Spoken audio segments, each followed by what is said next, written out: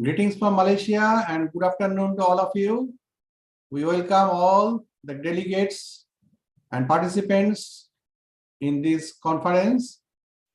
And we have with us our chairmen, and I'm introducing the chairman. Then I will hand over the session to our learned chairmen to run the session. And we have with us Professor Dr. Poonam Dhar. I'm just introducing him. He is working in University, West Bengal State University, West Bengal, India, as head professor and head Department of Commerce and Management. Professor Dhar holds PhD in Commerce from University of Calcutta. He also received D.Litt. Honorary Causa in Management from Commonwealth Vocational University. Dr. Dhar completed his Masters in Commerce from University of Calcutta with first class, and he also qualified with NET, SLATE, and other examinations. Dr. Dhar has more than 25 years of teaching experience in various universities and colleges. He is also chairman and convener of postgraduate undergraduate board in commerce. Apart from this, his main thrust area of research is finance. He takes a lot of interest in information technology. He has authored more than 45 books. I think now it is 50 books, and also more than hundreds of research articles published in different regional, national, international journals. He has also supervised more than 20 PhD scholars from University of Calcutta, West Bengal State University, Sikkim University, and many other universities. And although a person of versatility, Dr. Dhar area of specialization include accounting and finance. He has even written for more major research projects and journals of international stature. And Dr. Poonam Dhar has been bestowed with various awards from time to time. And if I'm going to tell his CV, total CV, then it will take more than 1 hour. I don't take that one, and I just reduce in few lines. And all of us know that he is how much what related person. So now he is sick, he is traveling to somewhere, but he, as I requested him, so immediately he agreed, and he joined from the car itself when traveling back. So, and he is every day, he organized many webinars, faculty development program online, last whole COVID period. And even per day, he has given full day lectures for 2-3 days, means continuous, means 2-3 sessions in a day also. So we welcome Professor Dhar to chair our session. And our next chairman is. Thank you so much, sir, and very good morning. Thank you, sir. Thank you. Sir, very good morning in India and very good afternoon in Malaysia. And thank you so much for nicely introducing me. And I am honored, although I don't deserve these words, but thank you so much for introducing me. I also welcome all the delegates and the paper presenters in this nice international conference organized by Lincoln University College, Kuala Lumpur, Malaysia. And I express my heartfelt regards and gratitude to Professor Dr. Sandip Poddar, Honorable Deputy Vice Chancellor, for organizing these kind of programs repeatedly and also inviting in a befitted manner. Thank you so much. Thank you, sir. And our next chairman is Professor Satish Kumar Ojha. He is the Regional Dean of Business Faculty in Lincoln University College, Nepal Operations. Dr. Satish sir has been served more than 35 years at Tribhuvan University, Nepal, in Faculty of Management by teaching graduates and postgraduates level. His field of interest is in research, teaching, and training on data analysis with R, Python, Excel, and SPSS. He is a member of editorial board of Asian Journal of Information and Communication, which is published in South Korea and some other journals of Indian universities. He has helped more than 40 PhD scholars, more than 50 masters and PhD students, and as main supervisor for their thesis.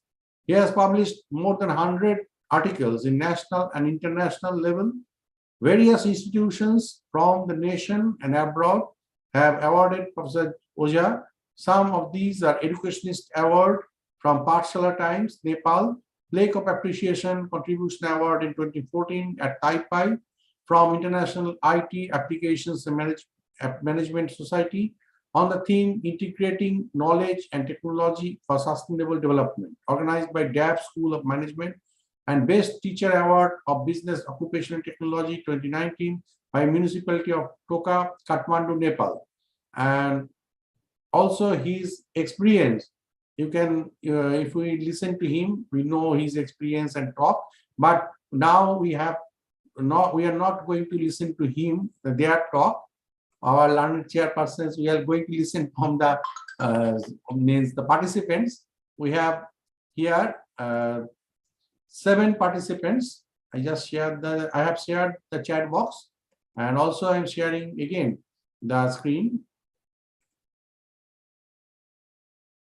So this session, 7 articles.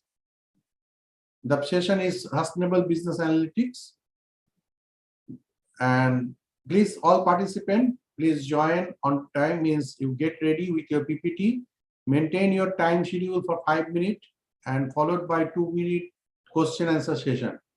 Thank you. The session is handed over to Professor Satish sir to continue and Professor Prananda sir.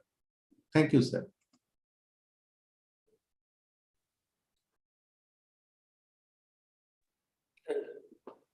Thank you so much, sir. Now I request the first presenter to come up with his valuable presentation. You may start, sir. And Professor Roja, you may declare the time and other modalities if you wish. Okay. Okay, sir. Thank you for inviting me. I will share the screen.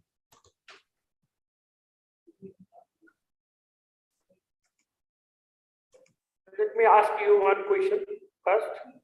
Yes. How many minutes you will take? 5 minutes for presentation and 3-minute question answer. Okay. Okay.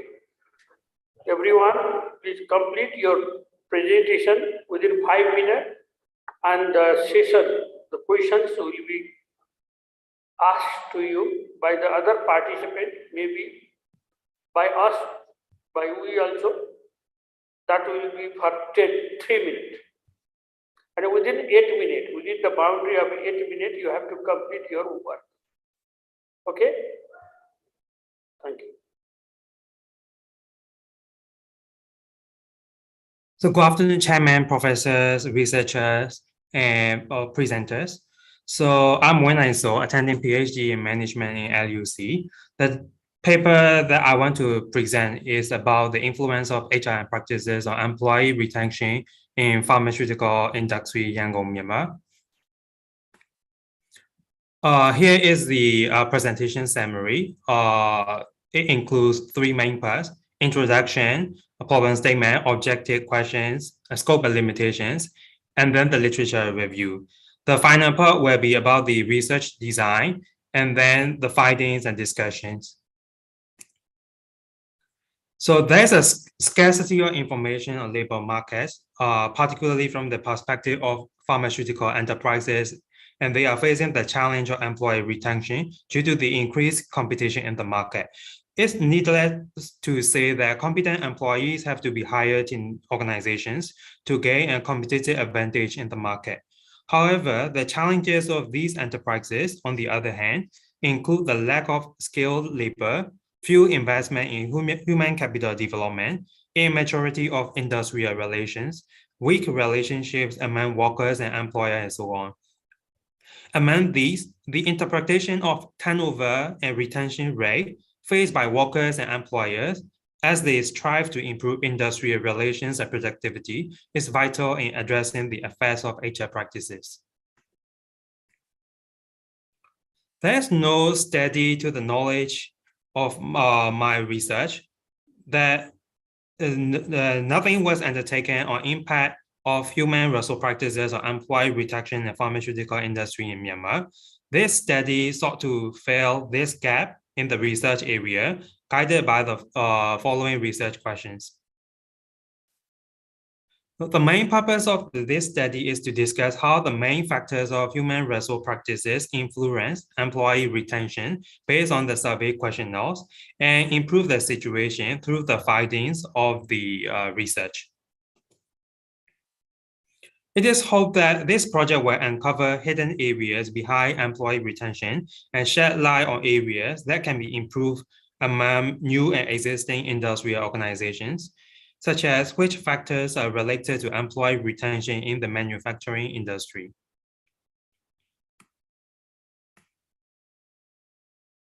It is undeniable that employees are the valuable human capitals of the organization, but they leave the organization for a specific reason. So the organization needs to know and understand how to attract and retain the employees for the higher company performance, productivity, and loyalty. Here is the conceptual framework. The independent variables includes the practices of HR, promotion, workplace environment, compensation, training, and development, which are the most tangible practices in the pharmaceutical industry in Myanmar. The dependent variable is employee retention. The research questionnaires were validated from the previous researchers, as mentioned here.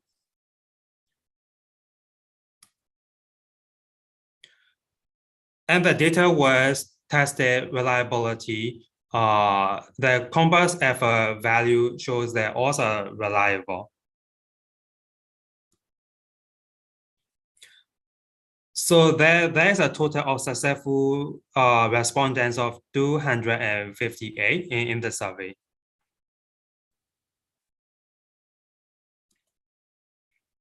Here is the descriptive statistics. So we can see that there are more female who are single in the organization. I filter out the departments by 5 main ones: engineering, HR, production, R&D, and sales and marketing. Most of the respondents got bachelor degree, and they stay in the organization less than 1 year, 1 to 3 years, 3 to 5 years, over 5 years. So the statistic is mentioning group by group. Here is the statistics by income level and their tenure.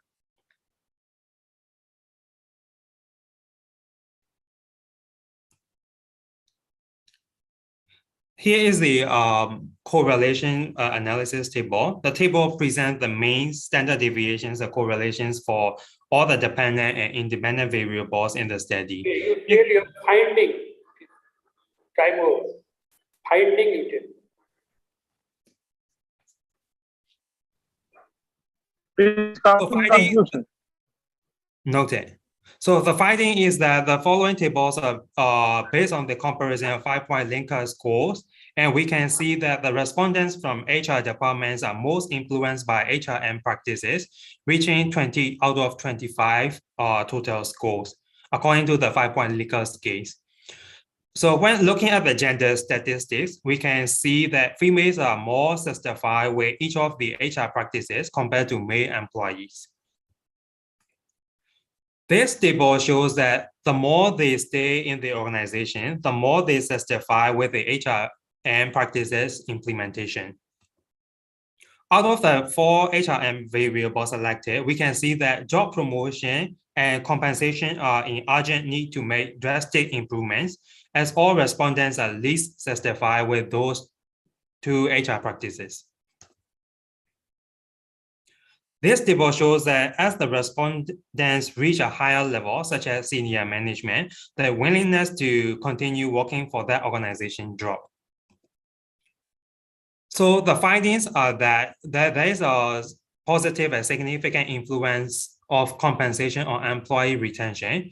HR practices are positively and significantly contributed to employee retention, and the management systems related to promotion and compensation should be upgraded better for senior management.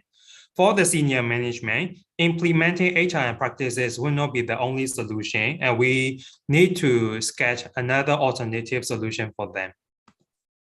The recommendation is that we need to study more independent variables, as I selected only 4 variables under the HRM practices.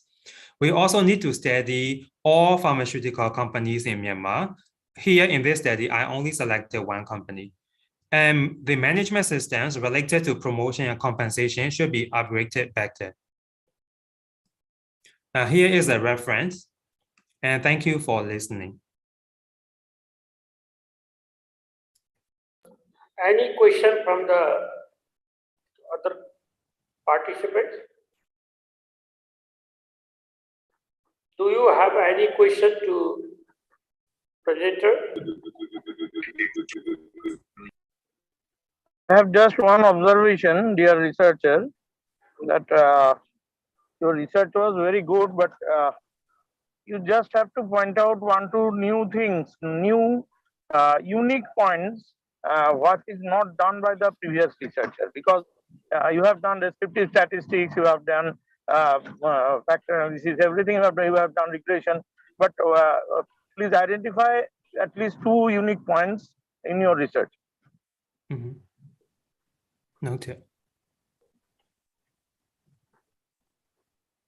You just give the 2 points that is contributory to the existing knowledge. That means added to the existing knowledge. What you have added to the existing knowledge? What I have identified. Yes, 2 point. 2 point, you just tell Summary. what is new to the existing knowledge in the world.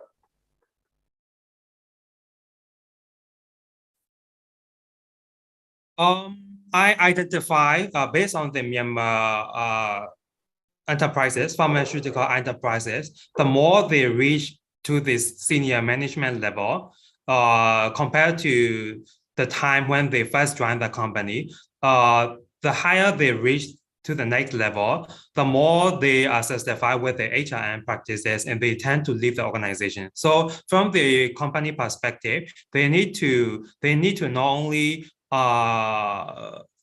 implement better HRM practices, but also have to find other solutions to attract them.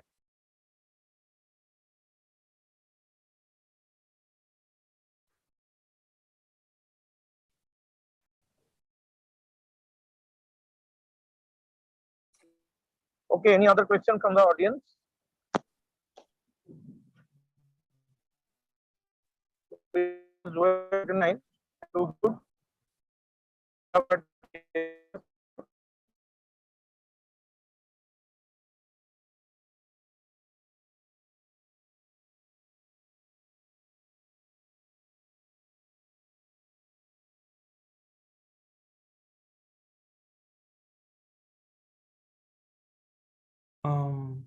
It seems the connection. Next speaker, please. Hello. Hello, sir. Yes. Okay, let me share the screen, sir. Yes, you are Mr. Subhash Gimre. Your article is status of occupational safety and health management of the organizations in Nepal. Okay, thank you, Sandeep, sir. Hello, everyone. Greetings of the day. It's me, Subhash Gimre, PhD student from Lincoln University College. You please make full screen. Sir, I have done, sir. No, you not. It is a PowerPoint show. You make full screen. Control F5. Okay, sir.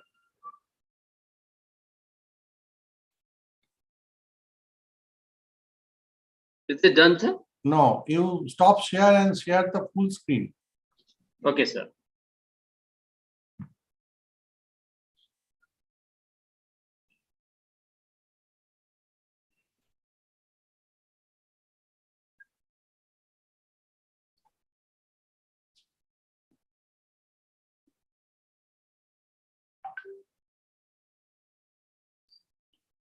Yes, now we make full screen presentation point. Yes.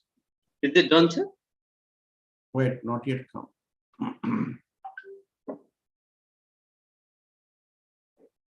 Is it like on my device? It shows like it's done, sir. No, not yet.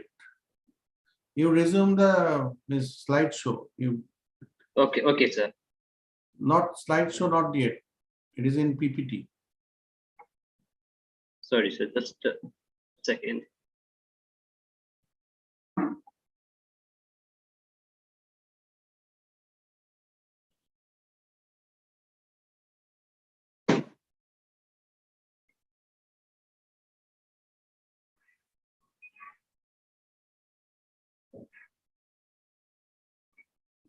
Press Control F5.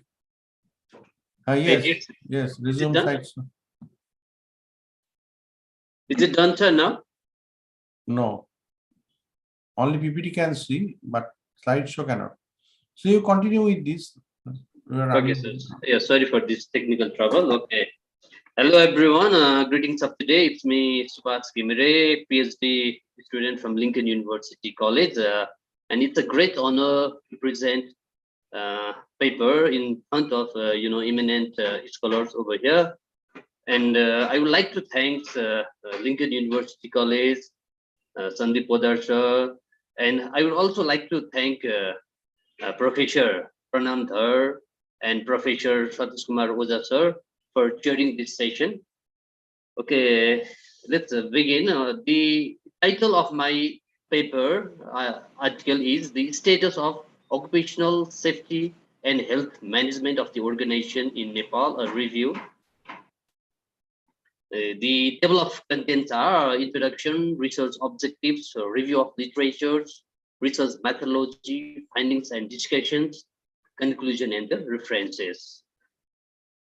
Okay, about introduction, according to the ILO estimation, every year over 2.3 million men and women die at work from an occupational injury or disease. Over 350,000 deaths are due to fatal accidents, and almost 2 million deaths are due to fatal work-related diseases. The ILO also estimates that 160 million cases of non-fatal work-related disease occurs annually. Occupational health and safety issues are very common among the developing countries, such as in Nepal.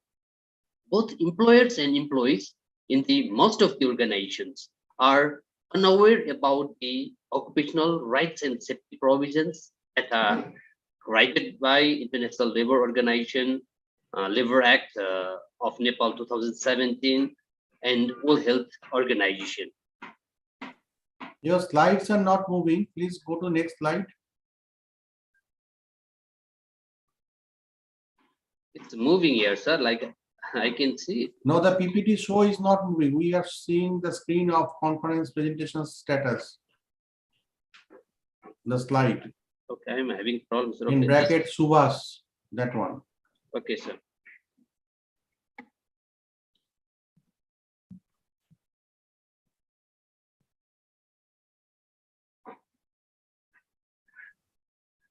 Yes, it go Maybe- directly to your Maybe try methodology to and off the outline. Pardon, ma'am? You can try to off the outline, not at the end on your left side, on your right side was an outline. Maybe you can, or you can increase on the size. Okay, ma'am.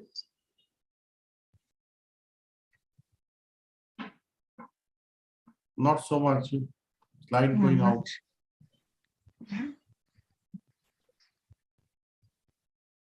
Okay, now go to directly to your methodology introduction directly. Okay, sir. Your time is short. Okay, sorry, Please sir. go to Okay. fourth slide. Third slide or fourth slide will go. Next slide, next.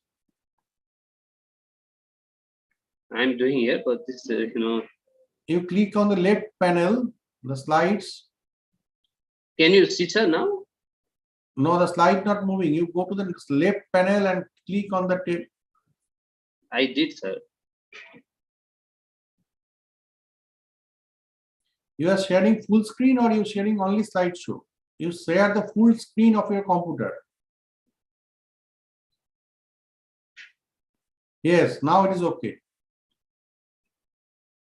Please continue quickly. Okay, sir. Can I go now? We start with findings. Yes, please. Okay. Sorry for all these technical troubles.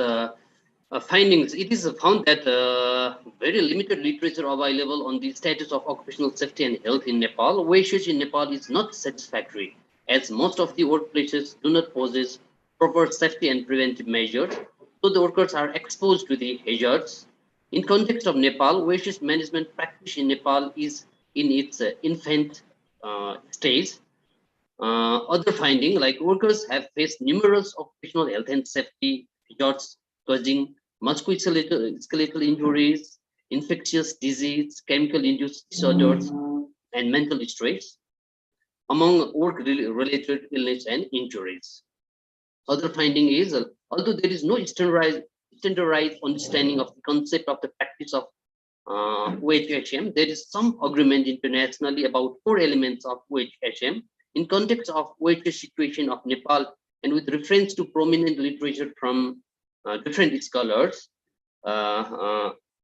management commitment and leadership, employees empowerment and engagement, wages training, consultation and communication of wages, and the risk management are considered as the major determinants for successful implementation of WHM.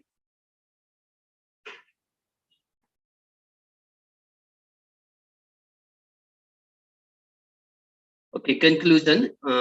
Employees are not safe in the organization as they are exposed to many hazards, and there is a lack of proper preventive safety measures and equipment. Second finding is organizations are required to implement occupational health and safety management system to improve the safety and well-being of the employees.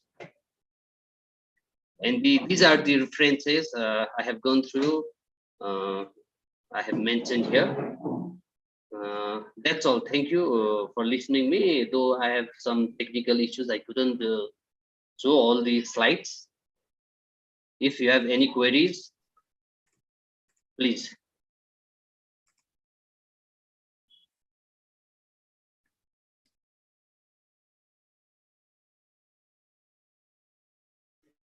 Participant, any You have made any conceptual framework? Because I was not there from the very beginning, that's why. No, sir.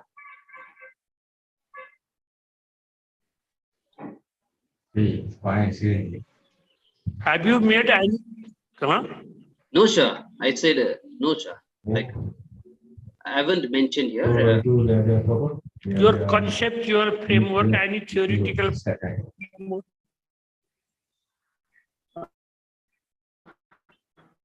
Like I haven't mentioned here, but like as a conceptual framework, like I have done, I haven't included here the model, like how the occupational health and safety management are constructed. These models, I just did this general review from the empirical researches. So I thought like it's not necessary to include like. What do you suggest, sir? Okay. Just I wanted to know the dependent variable and independent variable and how they are linked.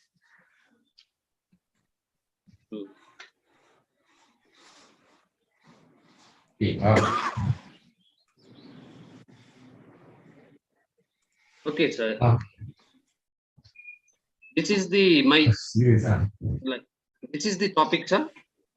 Like occupational status of occupational safety and health management of the organization in Nepal, and the like I haven't gone like that way. Like in my view, this occupational health and safety is my independent variables, and it has impacts. Like I have mentioned here, like it has. Let me show you. Like dependent variables can be like absenteeism, can reduce absenteeism, employees turnover, and loss of satisfaction.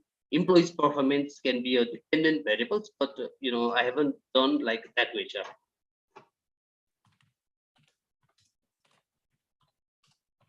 Can I comment? I'm Professor Dr. Farida from nursing.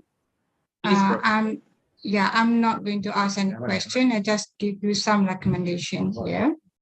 It is a very good study anyway, because you have to identify what are the impact of occupational health on the workers. Good.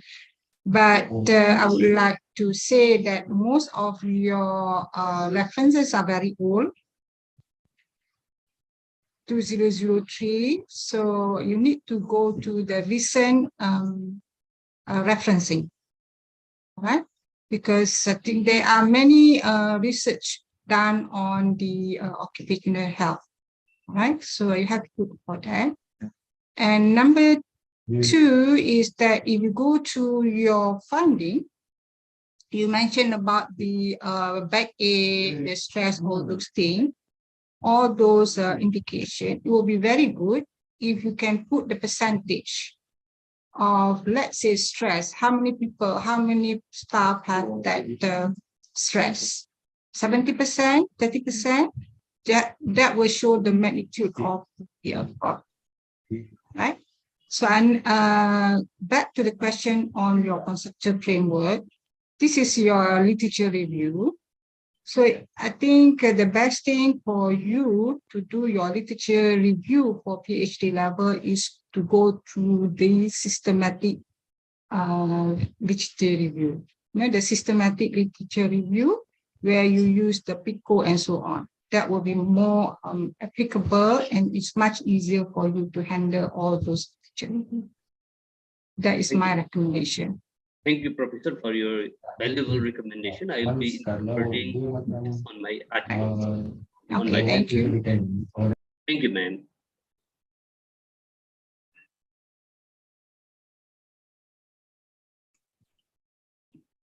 Satish sir, we can move to next speaker. Pranam sir and Satish sir. Next speaker is ready.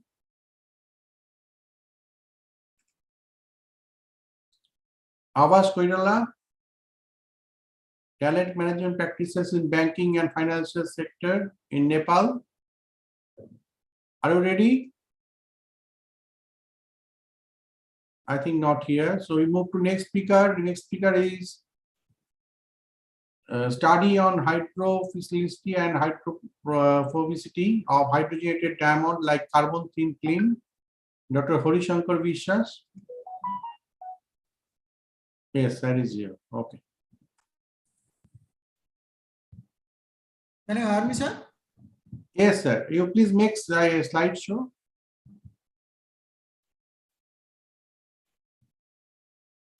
Okay, sir. Yes, good afternoon to all of you. Thank you, sir. Dr. Shundeep Poddar. Dr. Your sound is very less. Hello. Is it okay now? Yeah, sound coming, but very less.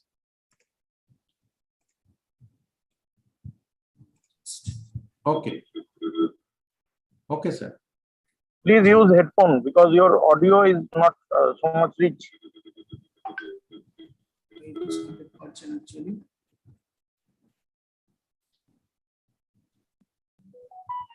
Okay, sir. Please continue. Okay. Thank you for your kind questions. It is the International Conference on Sustainable Developments in Material Science, Technology and Engineering, organized by Lincoln University College, Malaysia, in collaboration with Srinivas University, India. In this session, I am talking about the study on hydrophilicity and hydrophobicity of hydrogenated diamond-like carbon thin film. I, Harishankar Vishwas, presenting this paper. And what is diamond, and what is graphite, and what is diamond-like carbon? We all chemists and physicists are in the from the science background. We all know what is diamond. Diamond made from carbon, that is actually transparent crystal of sp3 hybridized tetrahedrally bonded carbon atoms in covalent network lattice. This is actually lattice structure, though it is covalent. And what is graphite? On the graphite, that is actually layer by layer sp2 hybridized planar structure it is also solid, and in each layer, the carbon atoms are arranged in honeycomb structure, and it is conductor of heat and electricity, but diamond is non-conductor. And what is diamond like carbon? Actually, for the hardness, diamond in the special case, we are not applying in the field of chemistry or physics. But graphite, most of the electrode made by graphite, but it is also limited. So for this reason, intermediate of these two structure, we need some attention about this. So diamond-like carbon is the substance in between diamond and graphite, these two extreme forms of pure carbon material. But hydrogenated diamond-like carbon is the intermediate form of these two substance that's been allotrope, diamond and graphite, which contains sp2 as well as sp3 carbons. And why diamond-like carbon? Because DLC, that's mean diamond-like carbon films, has properties similar to that of the diamond, including hardness, low coefficient of friction, optical transparency, and chemical inertness also. These properties make DLC an ideal protective coating for such applications. In the right-hand side, there are so many applications that's been coating on iron or coating on steel or coating on also teeth. So many applications of this type of materials increasing. So DLC film properties can vary gently depending upon the deposition method and condition. So diamond-like carbon films have been deposited on silicon 100 substrate using plasma enhanced chemical vapor deposition. And how we can deposit this type of film? This is a straightforward preparation of hydrogenated diamond-like carbon films in reduced pressure enhanced nucleation method at normal temperature in asymmetrically coupled radio frequency combined tool. It involves two methods: using of mirror polished 100 substrate of 20 millimeter diameter, about 20 minutes in pure hydrogen flow rate 500 cubic centimeter. At very low pressure, it is about 0.019 kilopascal pressure. And using that 30 watt radio frequency power. And DC self negative bias about minus 200 volt. And with the flow of hydrogen and methane, we get diamond-like carbon. And this is the plasma. This is the plasma, and there is a silicon 100 substrate, and this is the plasma, and through the plasma, this cathode, it can deposit this type of material on the substrate. And after this, we can treat this type of material for hydrogenation or dehydrogenation further. Protein immobilization on this. By annealing, we can remove the hydrogen. That's mean this type of material is also applicable for the hydrogen storage. And we already say that in different conditions, we can get different types of diamond. Like this. This is one condition in which the ratio of hydrogen and methane is 1.65. And when the ratio is changed in this way, we are getting different color of the diamond-like carbon. And when we treat with electrochemistry, that's mean hydrogenation, it is the dehydrogenation and This is the bovine serum albumin protein immobilized on the surface. Then the surface color is like this. And we can study the protein. Even in the single protein, we can study on this surface.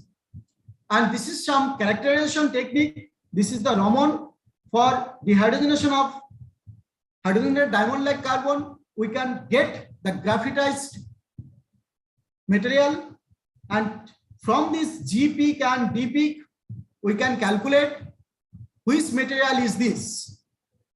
And after immobilization of protein on this, the Raman spectra changes like this, and it have a reflection property. This is the window of my room, and from this I want to take just image for this diamond, but it gives reflection from the outside.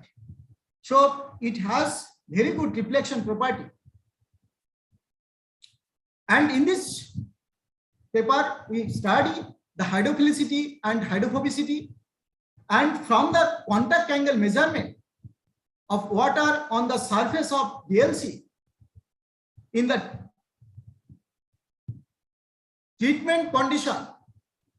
For this is the angle for pure diamond-like carbon, but when it is changes, that's mean HDLC, and this is B1 is the hydrogenated diamond-like carbon by electrochemically. This is dehydrogenated diamond-like carbon, and after bovine serum albumin immobilization on it, the angle is changes. That's mean from hydrophobic to hydrophilic.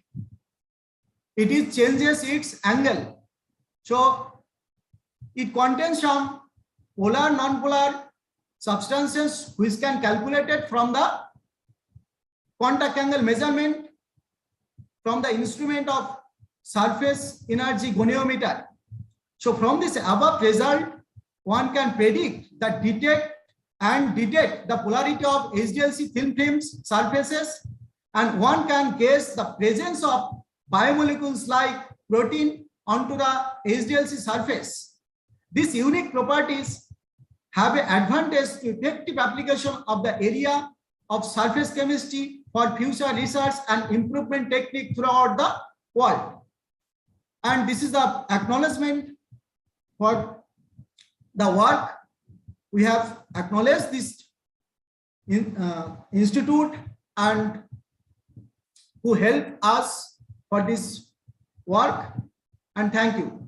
If you have some problem or question, you can ask me. Thank you. No question. Very good paper. No question from my side. Very good paper. Thank you, sir.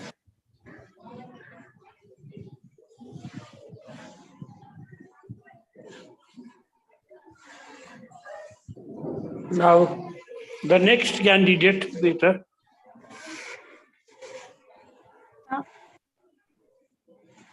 Hello. Am I audible? Yes, your name, Anisha. Development of Hello, sustainable masonry bricks incorporating organic waste material. Hello. Yes, please. Please present, Miss Anisha. Okay.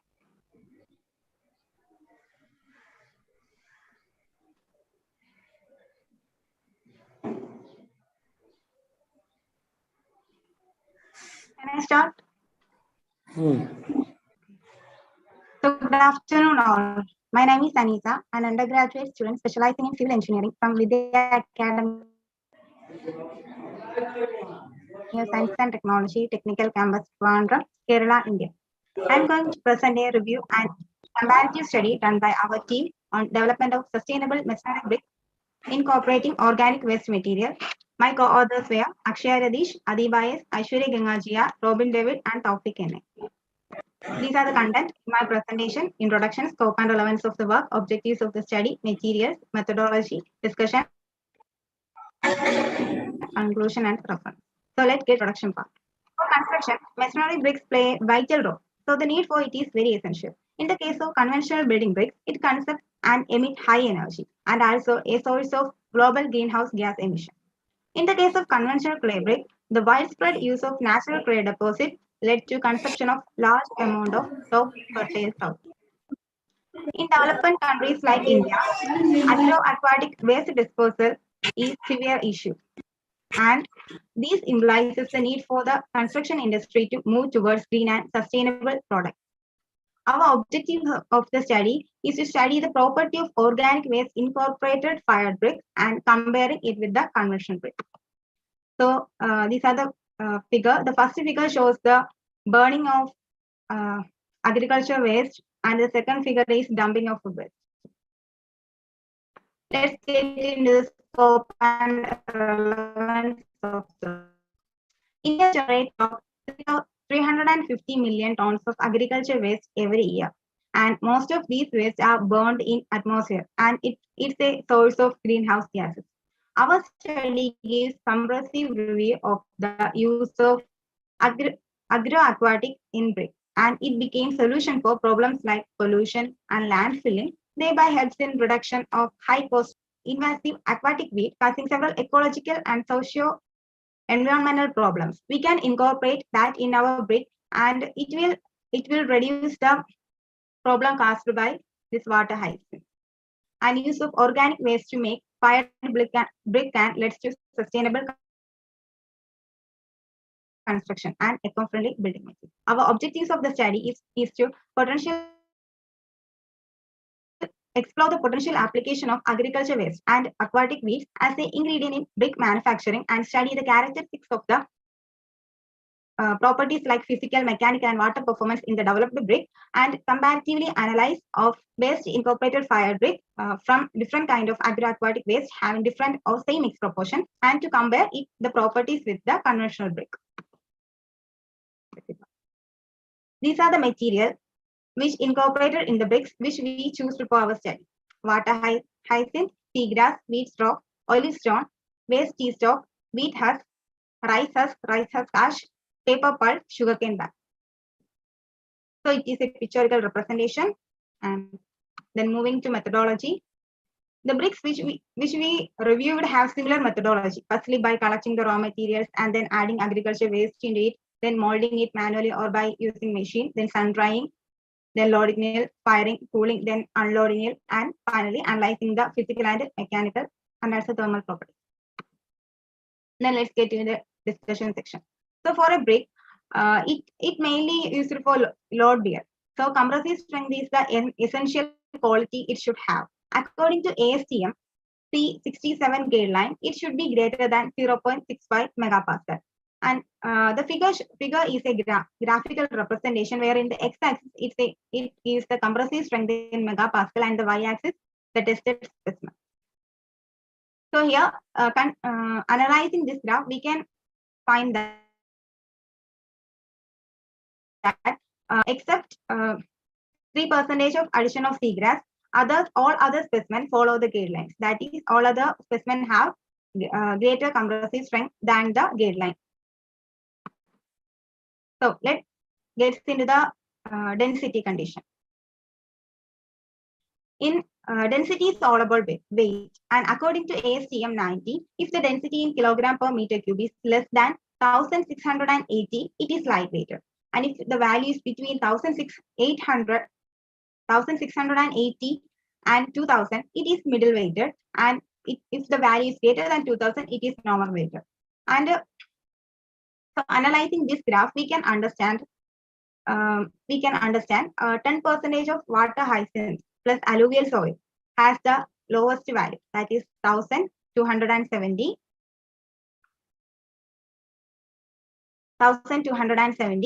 and 0.5% of straw has the largest value, that is 921. kilogram per meter cube. So let's get into the water absorption. Apart from compressive strength, water absorption is an important property. It can affect the quality of bricks too. As per 1077-1992, the water absorption value shall not be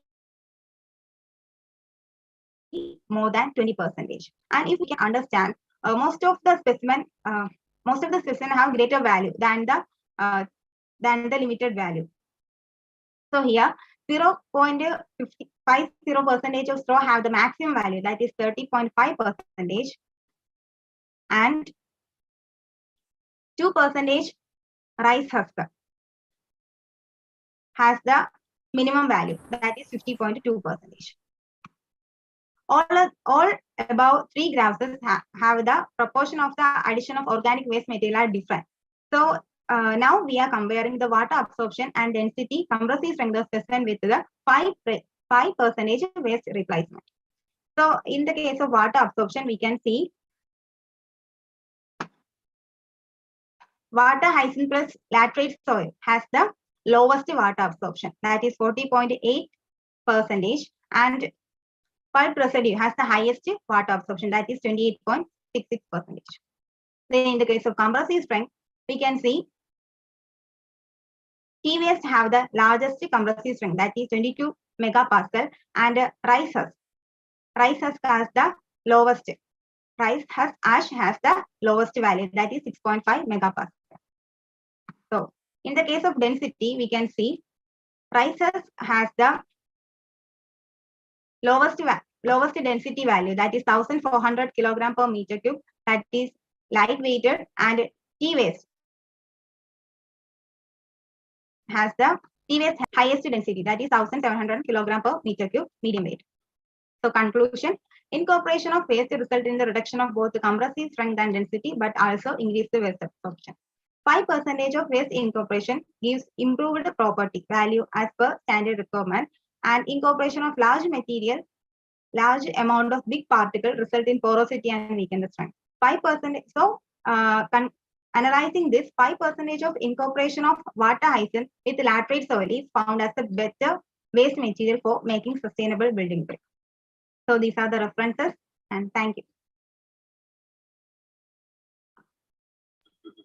Very good paper and finished within time. Thank you. Thank you. Any question from audience? If no question, Satish sir, we can move to next speaker. Yeah. You can stop sharing, or Miss Anisha. Okay. Please call sir, next one. Thank you.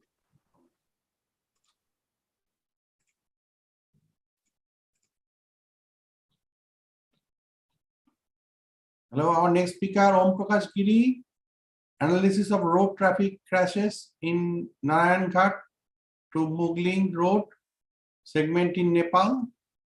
Are you ready? Mr. Giri, unmute yourself. Yes, sir, I am ready. I am ready, sir. Yes, please share your screen.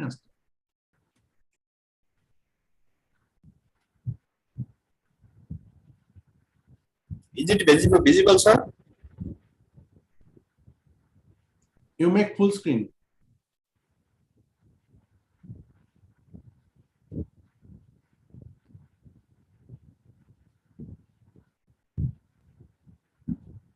It's okay, sir, now?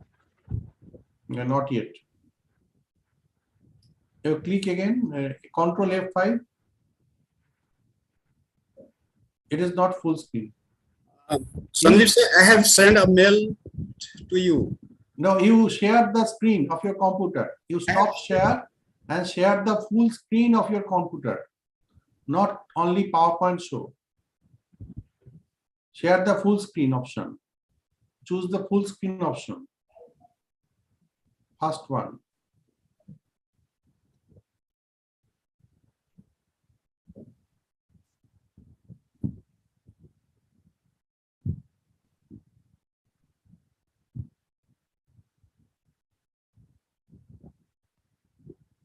Open your PPT. Yes, sir, I opened it.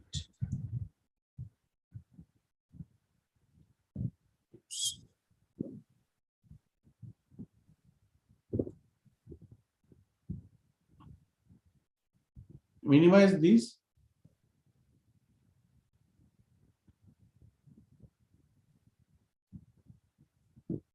We are seeing your April 2223 folder only. You stop share and again share the full screen of your computer. Yes. Full screen.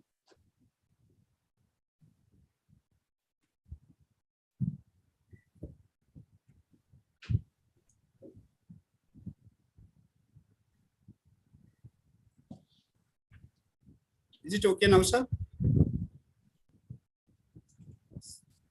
You share the full screen of your computer.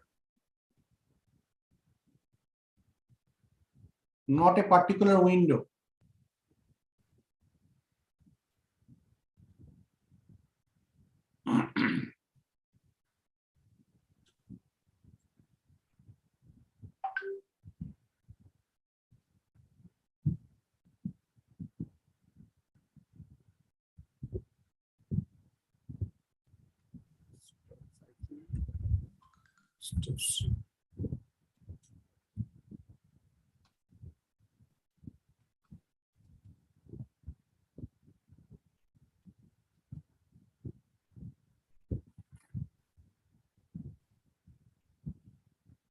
Is it visible now, sir? No. Sandeep sir, I have sent. No, you stop the folder, you close the folder, you keep open the PPT show, then share the screen. You don't share only one window, you share the full screen of your computer. Desktop of your computer you share. When you share, the option will come. Yes, now you open your PPT show.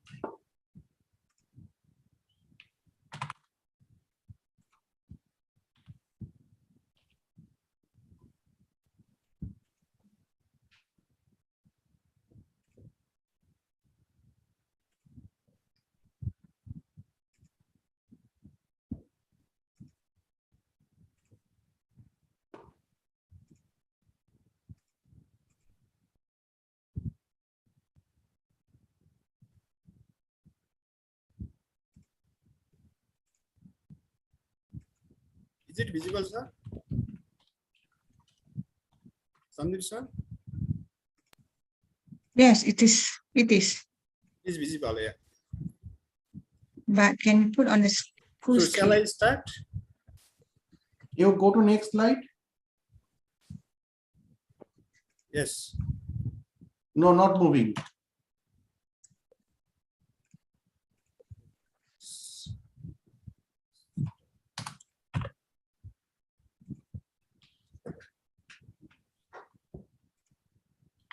When sharing option coming, what you sharing?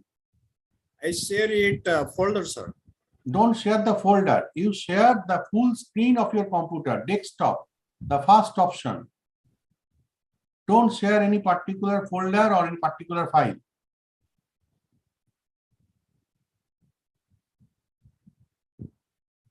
Share the desktop.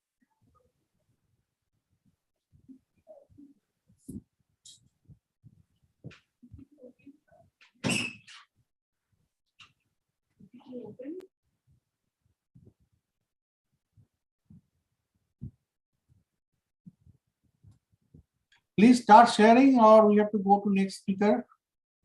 Just Please start sharing. Please start share the full screen of your computer.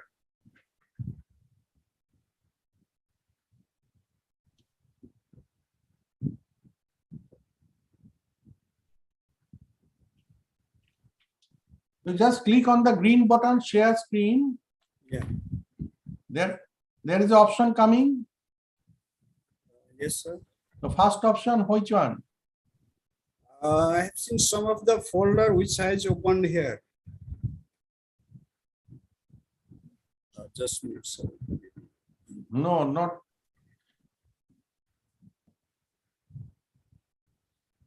not this one.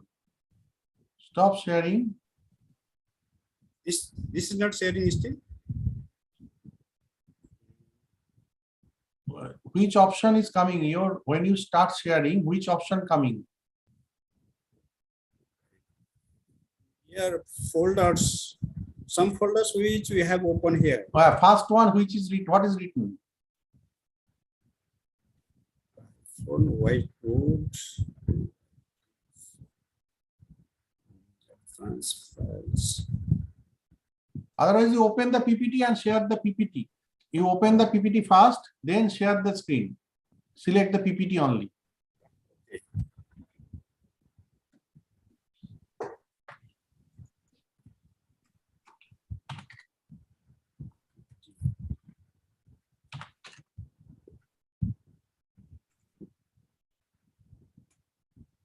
Sandeep sir, may you help me? I have sent you mail.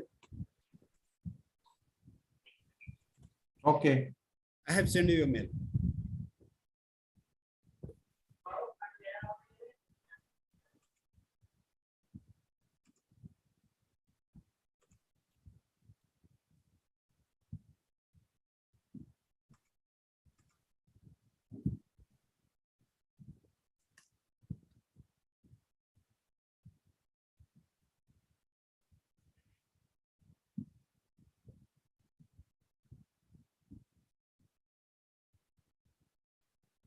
This is not, sir. This is earlier one. I have sent today. Latest mail. Just a few minutes ago. Which mail ID you have sent? OMG5 at the Which rate. mail ID? Which mail ID you have sent? It has not found here anywhere. Wait, just now found, I think. You should check yourself, no? You should be ready. When you're presenting internationally, you should be ready for your slideshow. Sandeep Podar at the rate link. Okay, understand. Yeah. You should be ready with your thing. Na? Why you do like this? No, sir. This is yeah. This is the right. Please start quickly. Yeah. So you may I change the slide or okay, may I start? You tell next. I'll move. Okay. Good afternoon, respected professor and all participants. I am Om Prakash Giri, resource scholar of Lincoln University College, Malaysia. Today I am going to present my paper on road traffic assessment in Nainagarh to Mungling Road segment in Nepal. Introduction. Road crashes are a leading cause of death and serious injuries in the world. They are an increasing problem which have immense sectoral and economic impacts.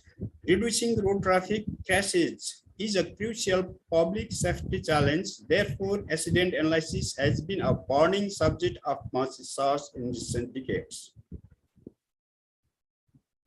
Road traffic crash, death and injuries. We move to the objective. Yes, okay, sir. Objective. The major objective of this research is to analyze the road traffic accident in Nainagarh to Mungling highway segment in Nepal. It also intended to find out the cause-wise distribution of road accident. The primary source of data for the study is accident data for the period of 2016 to 2018 from the data bank of Nepal Traffic Police. Findings. On average, truck and mini truck were responsible for 46% of accident. Among all major categories of vehicle-wise accident, bus, minibus, and microbus were responsible for 19% of accident. Car, van, and motorcycle each were responsible for 18% of accident. Next, sir. As for time-wise crash distribution, 53% of accidents occurred during the night and 47% during the day. This specifies that nighttime driving can be more dangerous than during the day. Next slide, sir. Month-wise distribution of road crashes. Road traffic crashes from December to February are the highest. This may be because of poor visibility on the roads due to foggy weather condition. In general, road crash from June to August are not highest but higher than in other months. Next one, sir. As for causes of road traffic crashes, drivers' recklessness were responsible for 39% of accident. Overspeeding responsible for 30% accident, mechanical causes responsible for 5% accident, drunk driving responsible for 4% accident, and diverse fatigue responsible for 3% of accident. Next one, sir. Conclusion. This analysis shows that the distribution of road accident, death, and injuries in the Narangad to Muglin highway section varies according to month of the year and time. Most of the accidents are relatively higher in May, June, and December, January, which show that extreme weather influenced the occurrence of road accident. Next one, sir. As far as vehicle-wise accident rate are concerned, trucks are the riskiest, followed by bus. Accidents are highest at night than during the day. There are several factors responsible for accident, but driver fault is found to be the most important one. Driver's fault accounted for 80% of total accident. Next one, sir. Finally, it may be concluded that the development of an accident reduction plan is needed for better performance. Similarly, it is crucial to focus on the analysis of road safety as a permanent process for those who operate, design, and build the road network system. Next one. Review of risk factors make it possible to identify areas that can improve safety level by addressing deficiencies in terms of human factor, geometric design, etc. It is possible to reduce the road traffic crash by implementing effective intervention through correct road planning and design and enforcement of traffic rules and regulations. Next one, sir. These are some reference. Thank you very much for your attention. Okay. Girish sir, I have one question. Okay, sir, please. The question is, in your chart, bar graph, you have shown truck accident is exceptionally high, but other are equal. Bus, motorcycle, car, their accidents are equal. Yeah. Number of accidents equal. But the trucks accident exceptionally high. And if you take overtake, then maybe that bus will make overtake more. What could be the main reason for this? Okay, sir. Okay, thank you, sir, for your question. At first, the study area moving to Narangad section is the international road section, which connects capital city of Nepal and supply most of the goods, import and export. So many trucks move on this way, especially in the night time. The data shows that nighttime driving is also risky because of foggy weather condition. Other parts, that's maybe the reason. Trucks are more vulnerable than other. Okay. Now you have shown there 53% and 47%. Yes, sir. Okay, that accident is 53 and 47. They seem equal, but maybe that one you have to find trucks move more in number than other vehicles in the night time. Is it true? Yes, sir. Yes, sir. Okay. This reflects and you give. Sure, sir. Okay, very good. Thank you, sir. Sure.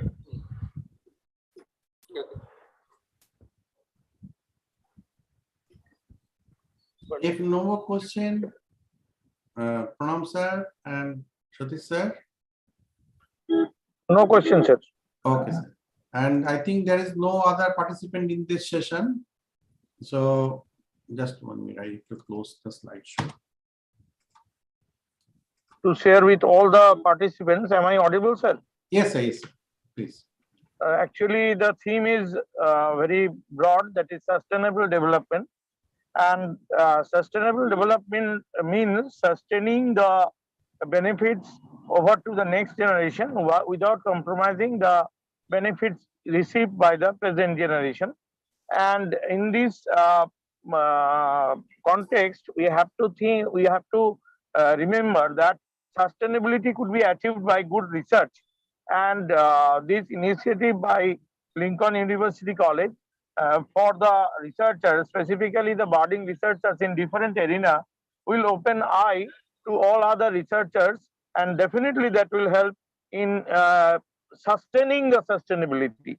So I think all the papers were very pertinent to the theme, and they were beautifully presented. Apart from the technical lacuna, the research objectives, the methodology, the analysis findings, everything were in line with the broad theme sustainability. And I would like to thank all the researchers and the organizers, my co-chairperson, and thank you once again for inviting me, honoring me to act as the chairman of this session. Thank you so much, sir. Thank you, sir. And I would now like to share my screen. Okay. Yes, sir. May I say something? Yes, sir. Yes, sir. Because in half of the session I could not see because of my internet problem. Yes. And some presentation I saw which were very nice. They are making efforts. I don't say they have done all the things, but they are making efforts very nice. They have developed confidence also. They have confidence. In the previous confidence, they did not have such confidence. But now I found what the difference is, they are now becoming more confident.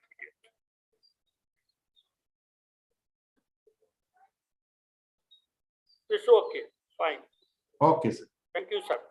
Thank you. But especially thank you for giving me to see this and telling something.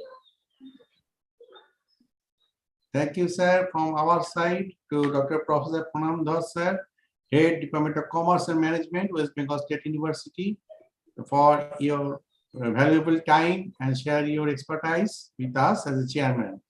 Kindly accept.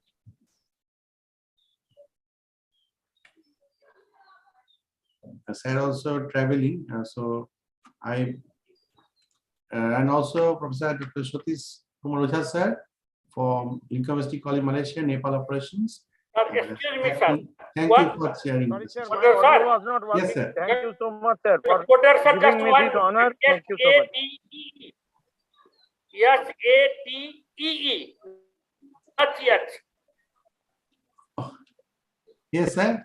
SATEE. One spelling, please. SATEE. Not Yes. yet. Okay, and I think best thing is to write in the chat box. Sir, internet problem, I think. So, sir, can be not visible also. Okay, sir. Thank you for joining with us. Sir, am I audible now? Yes, yes. You can see Thank you also. so much for honoring me with such a certificate, and thank you so much for giving me a chance. And I was trying to say something not audible, but very sorry, Professor Roja and Professor Poddar. And the last one sentence I would like to add, that for sustainability we need three things. 3 T we need actually: tactfulness, team, and task.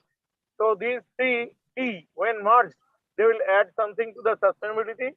And definitely, I think the researchers will do the task left to them. Thank you so much once again. Thank you.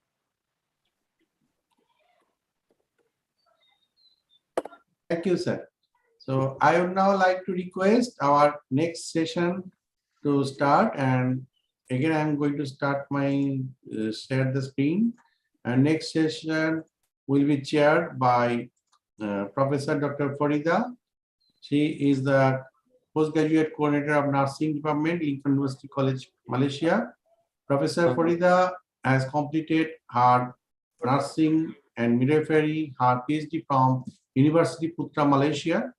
She did her master's from University Kebangsaan, National University of Malaysia, and bachelor's from University of Malaya. She has many years working experience in clinical, academic, and management through her career in public and private organizations, national and international.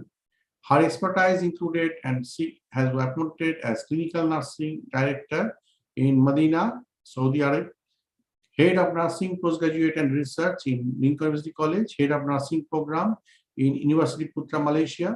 She has supervised many PhD students. Her niche area of interest include community and public health, nursing education, and her current research interest focus on smart health education. She was awarded Excellent Outstanding Quality Award in Medina. She has received 4 research grants when she was in UPM. And we are thankful to get Professor Dr. Farida with us as a chairperson. And also we have with us Dr. Prantosh Pal. He is from Department of Computer Information Science, Raiganj University, Raiganj, West Bengal. And PK Pal was graduated with PhD from Shibpur, PDFC in Environmental Informatics, working as Executive Director, MCIS, and Assistant Professor of Department of Computer and Information Sciences at Raiganj, and also holds International Information Scientist position at Raiganj University, West Bengal. And additionally, he is also holding position of Honorary Professor, Logos University International, USA's Chief Advisor of Srinivas University, India. He was credited over 25 authored edited books in diverse areas and focused on emerging and interdisciplinary information science. Further, he has about 200 plus research and policy papers on cloud computing applications in information science, green computing or green IT in information field, iSchool aspects, usability engineering, information science, educational aspect, etc. He is Chief Editor of IGASC New Delhi, India, Chief Editor of IRA, International Journal of Management and Social Sciences, Chief Editor of IGISC New Delhi, India. He is also involved as editorial board member of more than 130 national and international journals in diverse fields. And thank you for joining with us. And this session is a mix of different papers on basically, I again show my screen.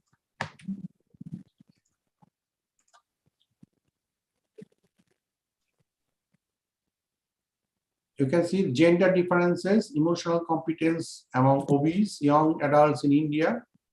First paper. Second is integration of digital technology in public health. Next, survey energy efficient routing protocol in Internet of Things, computational biology tools, and security enhancement like this. So different types of papers are here, and all participants, please make your time frame 5 minutes and followed by 2-minute question answer session. Thank you. The session is handed over to Dr. PK Pal and Professor Farida. Madam and sir, please. Thank you. Thank you, sir. Thank you. Is my sound is visible? Yes, yes, sound and audible. Audio. Okay. So first of all, I would like to thank the Chancellor, CEO, President of the Lincoln University College, Malaysia, and also the Deputy Vice Chancellor, Professor Sandeep Poddar sir, for giving this opportunity to introduce ourselves in the arena of this international conference. I would like to thank the chair of this session, Dr. Farida Said Madam. With the permission of the chair, shall we start or not? We can decide. Sandeep sir. Yes, we can start. Yes, please. Yes. Okay, madam. So you can start with our first participant, and we give them only 5 minutes and 3 minutes for the Q&A. Only burning question Okay, will be allowed. Yeah. Okay. Okay, the first. So madam, Yeah. we should start with the first paper. We should start with the Yes. first paper.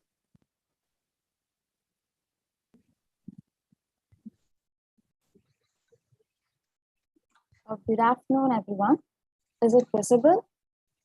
Yes, can you put on the slideshow, please? Okay. All right, good. So I'm Ranjini, a PhD student, a PhD in psychology student from LSU.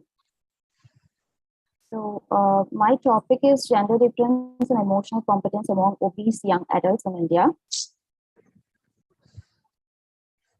So emotional competency is defined as express one's emotions and inner sensation in appropriate manner. So emotional competence, according to Goldman, 1998, is a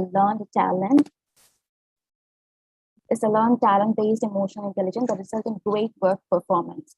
So we give the following descriptive definition based on Goldman's and Boyce's 1999 work. When a person exhibits the competencies that make up self-awareness, self-management, social awareness, and social skills at appropriate times and in sufficient ways to be effective in a situation, they are said to have emotional competency. So to be emotionally competent, one must first know when they are experiencing an emotion at this level of ability. The capacity of emotion is detected. So according to Erik Erikson's psychosocial stages of development, young adults 19 years to 40 years, they gain weight faster than any other age group. So early adulthood is a common time for weight gain and the rise of obesity comorbidities. So when the emotional competency expands, positive influences can happen on the person's perception on his or her emotional influences. So young adults who are overweight, on the other hand, may feel horrible about themselves since they are typically forced to appear in a specific way. So if you're overweight, you may feel disappointed, angry, or upset, which might affect their emotional competency to perform. There might be gender differences which can pave a way for obese in adults, impacting their emotional competency. So it can also have psychosocial discomfort and how to manage their emotional issues in a predominant way. So in comparison to both normal weight and overweight adults, the overweight people had higher levels of depression, especially preoccupation with the capabilities and self-criticism. So the scope of the study is a study based on gender and emotional competence relating to obese young adults, rating the comparison and perception of how they perform competently. So research problem, many empirical studies emerged relating to that, though there are reasons to believe the systematic differences in which two genders experience its demands in the environment differently. So the research made to study the differences in emotional competency of obese young adults. So the review of literature, since emotional competency, it is a very rare topic. Some of the research is done with different variables like associated variables, but not with the specific category of emotional competence. So this is a new current study is breaking new ground in this locality. In India. So I have taken a review of literature from 2018 and 2022. So the research method, the objective was to study and to compare the differences in emotional competency levels of male and female obese young people. Hypothesis, obese male and female young people, young adults will have a considerable significant difference in their emotional competency. So variables of the study, independent variable gender differences and dependent variable emotional competency. Emotional competency describes the capacity an individual needs to express their very own feelings with complete opportunity. So which can be distinguished from emotional intelligence. So gender differences, it can be anything emotional, motivational, or cognitive difference between the two sexes. Then obesity is overweight and obesity are defined as abnormal or excessive fat. A body mass of index over 25 is considered overweight and over 30 is obese. So I have taken comparative research design and sample consists of already obese young male and female population age ranging of 19 to 40 according to Erik Erikson's psychosocial stages theory. Sample size 60 young male and female adults. Convenient sampling method was used. Inclusion criteria according to Erik Erikson's theory, it was 19 to 40 of age and exclusion older people and children. So socio-demographic sheet was used and the scale was emotional competency scale established by Sharma and Bharadwaj, which was used to assess emotional competency. It has 13 items that has 5 emotional ability with 6 items chosen specifically for each competency. and I have used man-with-me test. Ethical consideration, the informed consent was obtained from each participant of the study. So data analysis and results, according to man-with-me test, the average male rank, that was number of male data was 28 and female was 32. So in the presence of high N value, female young adults have higher mean ranks than male young adults. So which it revealed that there is no significant difference in emotional competence between obese male and obese female young adults, 0.514. The discussion, gender difference in competence among young people were studied to see if there was any significant difference in emotional competency between obese young adults. So comparative research design with convenient sampling was used in this study, and the test revealed that there is no significant difference in emotional competency. So as a result, the null hypothesis is accepted and the given alternative hypothesis rejected because it is not statistically significant. So conclusion and implication. The study, which included 60 samples, the findings of the study show that there is no significant difference. So the data were collected from various parts in India. So implication could state further research should investigate including a significantly larger sample size in order to generalize the findings of the current study. Other age groups can be added, like adolescents should be considered. So to generalize into a larger community, the sample size could be enlarged. The study can be replicated in different cultures and locales. The further study can be done with different age groups and different localities.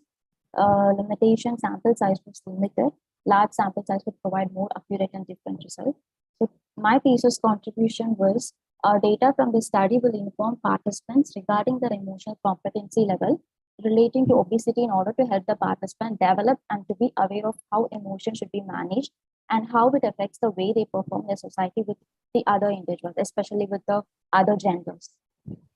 So these are the references. Thank you.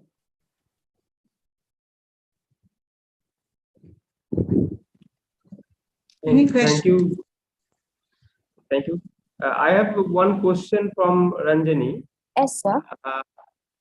Your paper presentation was very good, no issue. I have just one question. What is the difference between this emotional competence and emotional intelligence in your work? Because these two terms are very popular these days. Yes, sir. So emotional intelligence is how we manage, how we perceive, and how we react to the other emotions as well as our emotions. And emotional competency is how we compete with the emotions with the other people, like how much we are including our cognitive emotions, a motivational thing. So how we compete with those emotions, maybe with the other people or with ourselves, differentiating it. Okay. Thank you. It's a nice presentation. Yes. So over to madam for your further processing. Can I ask one question, please? Yes, ma'am. What is your definition of young adult? Sorry, ma'am. What is which definition that you use for the define your young adult? What is the age of the young adult? It's 90 to 40 years according to social stages of development. And not follow the WHO? Yes, ma'am. Okay. Because at the different categories, they have a different emotional competence. Is that as they grow and as the the mature, they have a different level of emotional competence. Okay, thank you so much. Yes, well presented. Yes, thank you. Next speaker, please. Next speaker, Murtala Haruna. Are you ready? Yes, we can move to next speaker. If Murtala Haruna not arranged, Naveen Ji, Mr. Naveen, are you around? Mr. Murtala, Mr. Naveen. If not, then there is another slide, but that one is recorded voice message. He is outstation, so for duty. So he sent the slide with voice. So may I share that one, sir and madam? Yes, please. Okay. I just share it.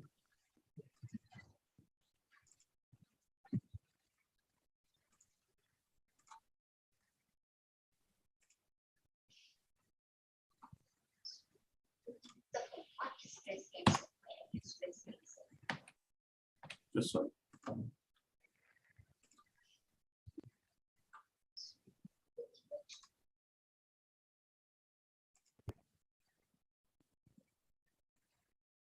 Everyone, I'm Asita Ilengo from Lincoln University College. I would like to. Is it audible, sir? Yes. Okay. So, good evening to everyone. I'm Asita Ilengo from Lincoln University College. I would like to present on competition biology tools towards exploring interaction between natural compound and breast cancer receptor. So, what is breast cancer? Why I choose breast cancer? So, breast cancer is the most common cancer among the women. But 2.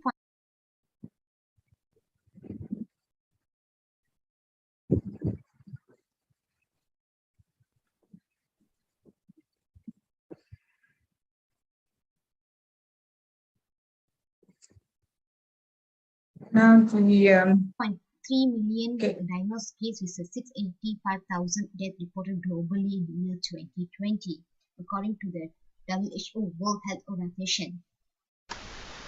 This figure shows the global statistic of cancer incident mortality. So it shows that breast cancer has the highest incident and mortality rate compared to other cancer list.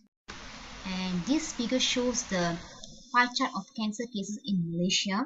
So in Malaysia, we can look that breast cancer is the second most common cancer, where 1 in 19 Malaysian women will be diagnosed with the breast cancer by the age of 85. Each year, around 4,000 women are diagnosed for the breast cancer. So what are the risk factors? Of course, the gender, age, and family history. For example, when we look into the Angelina Jolie case, her mother, grandmother, aunt are affected by the cancer. So normally it can be transferred to their daughter. So that's why if you see, look into her medical history also, she had to remove her breast because due to to avoid at the breast cancer. And personal history too. So personal history means, for example, our lifestyle, unhealthy lifestyle can risk to the breast cancer. For example, smoking, drinking alcohol, okay, or eating junk food can cause the breast cancer. So for this research, in this research, production of a binding mode and frequency of a longan phytocompound with breast cancer, for example, the progesterone receptor can be successfully done using the Swiss dot server. So the objective of the study is to want to predict the intermolecular interaction between plant components from the longan, especially the alpha terpinol, against the breast cancer biomarker progesterone receptor using the Swiss dot server. So the scope of study is to, first thing is to obtain the plant component from the longan plant, and second thing is we want to retrieve the target protein, progesterone receptor, from the protein data bank, and third one is like a docking between the target protein and plant component. Okay, so we want to study or determine the binding engine between the target protein and plant component. So what are the seeking of this study? So the outcome of this study can show that computational biology could be useful in the drug design for breast cancer treatment. So it's for the substrate-based drug design. Okay, so we can create or develop a drug using the phytocomponent, which is more safe compared to the conventional method like chemotherapy, radiotherapy, and surgery. Research background. So breast cancer is the most common cancer among women caused by various factors. So a study was made to compare cases between the state of region. So less developed regions reported to have higher case studies, mainly they don't have less awareness about the breast cancer, and then the aggressive nature of the breast cancer, and then maybe they don't have realize the early symptoms of the breast cancer. There are two different types of breast cancer. One is invasive and non-invasive. So what are the causes of breast cancer? Like family history, postmenopausal depression, exposure to the radiation, drinking alcohol, smoking, and can also the genetic, like here can pass through from the grandma or mother to the doctor. So how we can diagnose the breast cancer? Through the breast examination, mammography, pathologic evaluation, ultrasound, and MRI. what are treatment is currently available like surgery, radiotherapy, and chemotherapy, but this is called side effects. Okay, it's not only killing the cancer cell line but also the normal cell line. Okay, so that's why we need to find alternative treatment for the breast cancer. Estrogen receptor is known as the ER, so it can regulate the sensation of the genes normally expressed in 75% of breast cancer. So longan, okay, so longan is the plant I'm using for this research. So we extract the plant component from here, alpha terminal, and actually it's the fruit is spherical in shape, 20 to 36 millimeter in diameter, 60 to 19 in weight, and light brown color and thin structure and leathery smooth face. This is origin from the southern China and is also grown in Malaysia. So this figure shows the 3D structure of the alpha terminal. So this is the one target protein progesterone receptor, which is retrieved from the protein data bank. So research methodology. So first thing we need to identify and retrieve the phytocomponent from the longan. Okay. So after that we need to retrieve the protein data bank. That means the 3D structure of the progesterone receptor from the protein data bank. Once we found retrieve ready, we try to find the binding energy. We want to determine the binding energies, and at the same time we want to find the interaction between the phytocomponent and target protein by using the docking energies using the Swissdoc server. And then we visualize the target protein ligand complex by the USF chimera. And finally, we determine the binding affinity or energy of the target ligand complex. Okay, so we will choose the lowest negative energy. So this table shows the 3D structure and pumpkin ID. So actually we retrieve the plant component from the pumpkin data bank. And molecular docking, so we will be identify the docked phytocomponent with the target protein. That means the phytocomponent target protein complex through the Swissdoc. Okay, so we will analyze the binding affinity. So alpha terminal as the lowest binding energy is negative 6.1 kilojoule. So this picture shows that the binding, that means with their bonding like alkyl bond. So there's interaction between the plant component, alpha terminal, and target protein progesterone receptor. So it has a stable interaction between the plant component and target protein. So as a conclusion, based on the in silico study of intermolecular interaction between phytocomponent from longan and target protein shows that selected phytocomponent has a strong and stable interaction with the target protein, and it also had the lowest binding energy, and therefore it can be usually potentially used as effective drug for the breast cancer treatment. So that's all. These are the references. Thank you. Thank you. Prof. Farida and Dr. Pal, as they are in out of internet coverage area, so they send the recorded video for Rashida.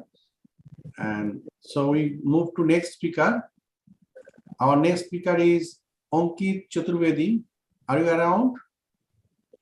Security enhancement system using web-based. Ankit Chaturvedi, I think not around. So we move to next speaker, Mr. Rovin David.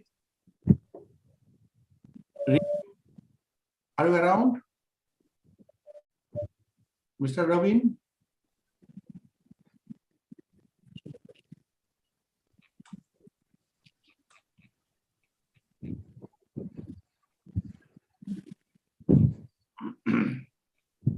Mr. Rovin Akshay? Mohammad Arif? Okay, if not available, then we go to next speaker, Mrs. Jyotna Pandit. Hello. Yes. Muhammad Arif. Yes, who is this? It's Guru Raja Sagar. Okay. You are presenting which article? I am presenting. Which article you are presenting? Right, I will share my screen. Review of medicinal and personal protective equipment sterilization technologies used in the fight against COVID-19. Yes. Guru Raja Sekhar. Okay, yeah. Please share your screen and start. Okay, sir. Can you see my screen? You share your PPT now? Yeah. PPT, yes, I can see your screen. You open your PPT. Yeah, wait.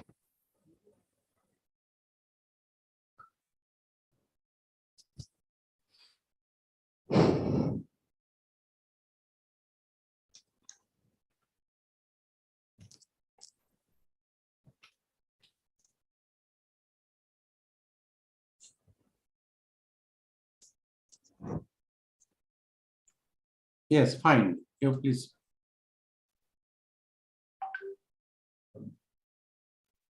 Okay. Yes, please proceed. Good evening, all. My name is Gururaj Sagar, final year BTech graduate from Kerala, India. The topic of my paper is review of medical and personal protective equipment sterilization technologies used in the fight against COVID-19. The co-authors of my paper are Mr. Robin David, Akshay P, Muhammad Arif, Nandu H, and Sona. These are the content I'm going to cover today. First of all, introduction. We all know that since 2019 December, COVID was spreading around the globe. And as a result, the patient count was rapidly increasing in many countries like USA, India, Brazil, and in many European countries. So there was a scarcity for surgical and personal protective equipments. So due to that, healthcare staff took benefit from reusing the PPEs. These medical equipments must be sterilized before reusing them. The objectives of our study is to know the different methods of sterilization and to discuss about the benefits and limitations of each methods, and to choose the best method for sterilizing the PPEs for clinics and hospitals. These are the 4 methods of sterilization: heat sterilization, sterilization using chemicals, ultraviolet disinfection, gamma or X-ray irradiation. I will explain about each of them. First of all, heat sterilization. This most widely used and reliable technique for sterilization. From different studies, a temperature range of around 65 degrees Celsius to 75 degrees Celsius can deactivate COVID-19 viruses within very less time. But this method is only applicable for thermally stable products. In this figure, you can see a sterilizing oven which is used for heat sterilization. Next one is sterilization using chemicals. Chemical sterilization is widely used in hospitals to sterilize their equipments. The main chemical compounds used for sterilizing are formaldehyde, glutaraldehyde, and hydrogen peroxide. This hydrogen peroxide can be used in the form of plasma gas and in vapor state. In a study filed to FDA, which is a Columbus-based business, hydrogen peroxide vapor can successfully used to sterilize N95 face-piece respirators.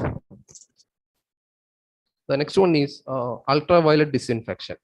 The UV radiation can cause single and double-strand DNA breaks, which can have an impact on the virus's state of being healthy. The efficiency of the sterilization depends on the wavelength of UV rays. Around 260 Newton meter wavelength, the UV rays can preferred for the ultraviolet sterilization. In a study, Darnell et al. Found that in 10 minutes of UV radiation at around 200 to 280 Newton meter can inactive the coronavirus. In this figure, you can see the ultraviolet that is represented in a spectrum. The next one is gamma or X-ray radiation. The gamma and the X-rays are highly penetrating, so it can use where we cannot use UV rays. For example, these gamma rays and X-rays can penetrate to the inner layers of PPEs like N95 FFR. Mainly, we are using cobalt-16 as a source of gamma radiation. In a study conducted by Feldman et al., they suggest gamma radiation of 12 kg from cobalt-16 source can inactive coronavirus. In this figure, we can see gamma forming of gamma radiation from uranium-238. Next, we can discuss about the advantages and limitations of each of these methods. First, heat sterilization.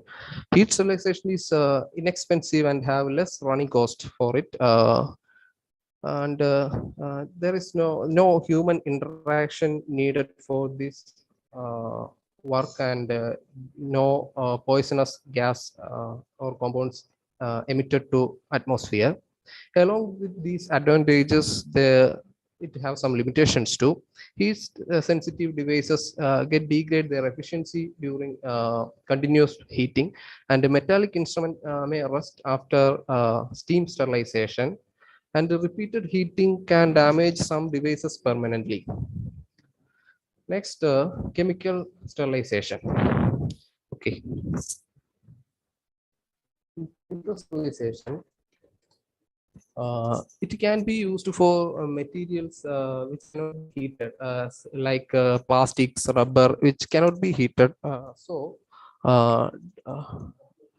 We can use it for sterilizing. Due to low amount of gas employed and high vapor pressure, there is no condensation on the surface of devices. Along with these advantages, it has some limitations too. The chemical sterilization, which we use a lot of chemicals which may be harmful to human, and it may leave an odor which is irritating. Next one, ultraviolet disinfection. This is the main advantage of the UV disinfection is it is more successful than other treatments. UV lights are mainly used to sanitize dental and surgical equipments. Keep in mind the time duration. Okay, I'm going to conclude. Just 2 more slides. Even though it has some disadvantages too, the major disadvantage of UV lights are it can result serious skin diseases. Also, gamma radiations, as I already told, gamma radiations can penetrate through the PPEs like N95 face-piece respirators. It have an advantage over UV radiation, UV disinfection, and along with this advantage, highly penetrating gamma and X-ray radiations can be harmful to human skin. Next, I'm going to conclude this. From these studies, we understood that heat and chemical sterilization methods are very cost-effective and which are highly widely used.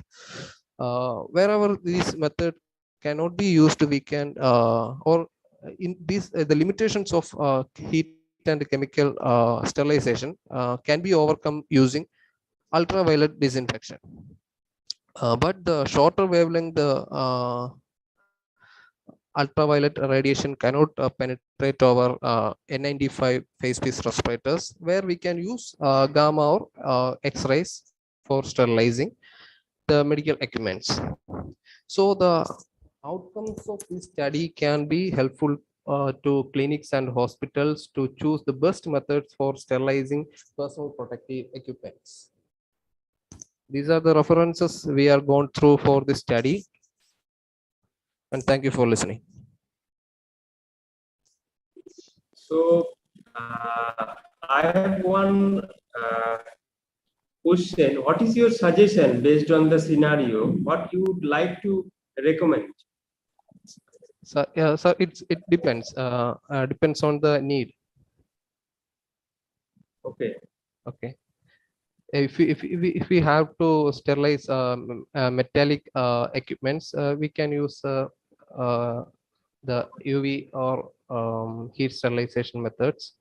Okay. As I told, for sterilizing the inner layers of N95 face-piece respirators, we can use gamma sterilization.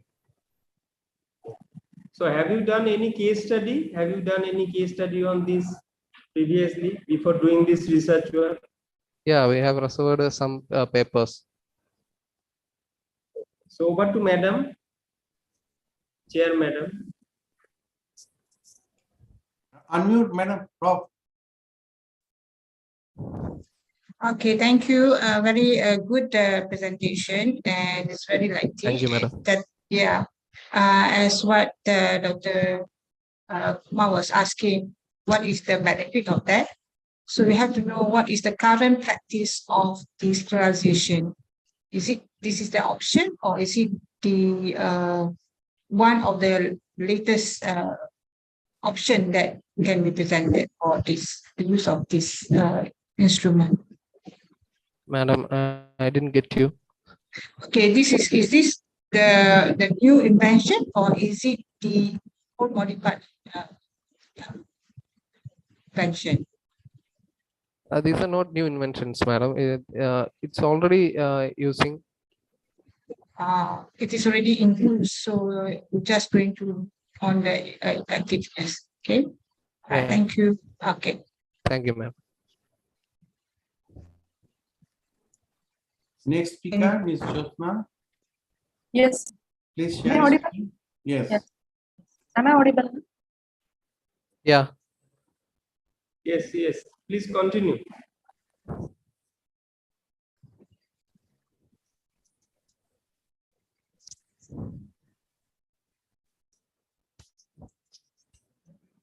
Is screen visible?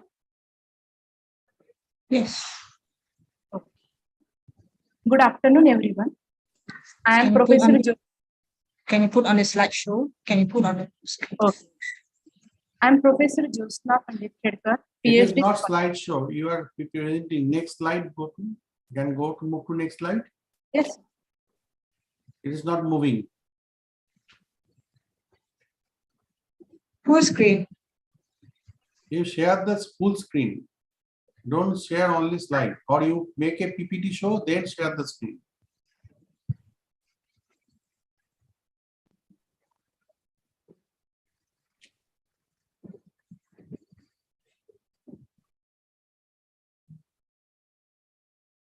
Please share quickly.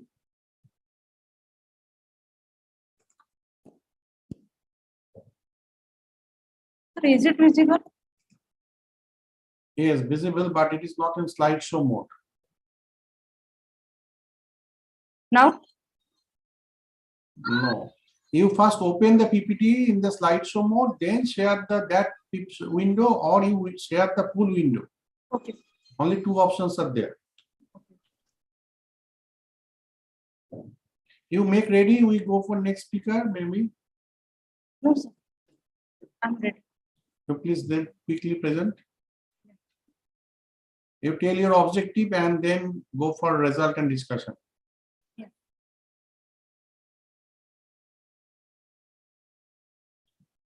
Please present. You share this one and show. No need to go. Yes, click on that.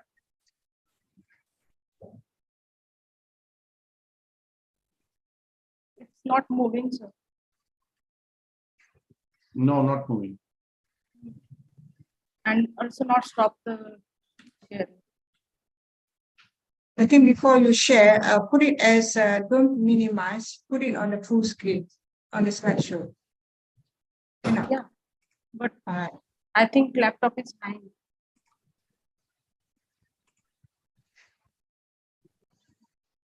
Can we move to the next one? Then we follow back. Yes. Yes. Maybe you please make ready, Ms. Jyotsna, and Yes. then we'll go on again. Yes. Dr. Hari, you are here. Carbon nanomaterial of the future, graphene in review. Yes, sir. Okay, sir. Please present.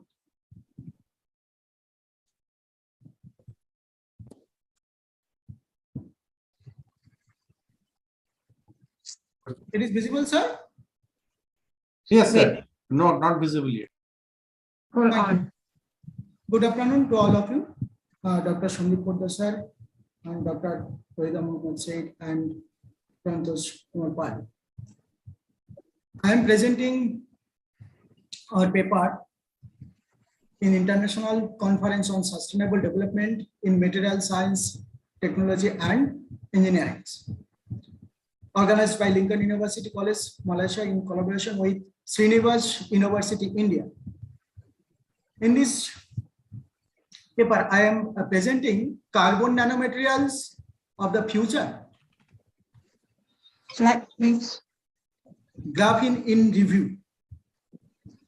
And some overview is that. Sir, your slide is not visible. Slide is not visible. No, not shared. Okay.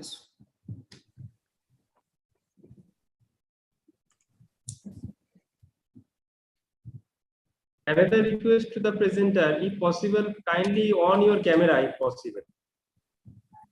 Yes, sir.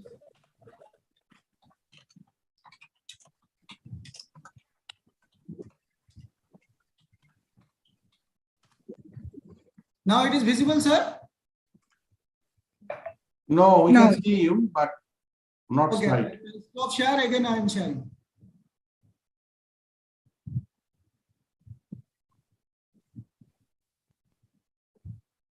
Now, Yes, now okay. Yes.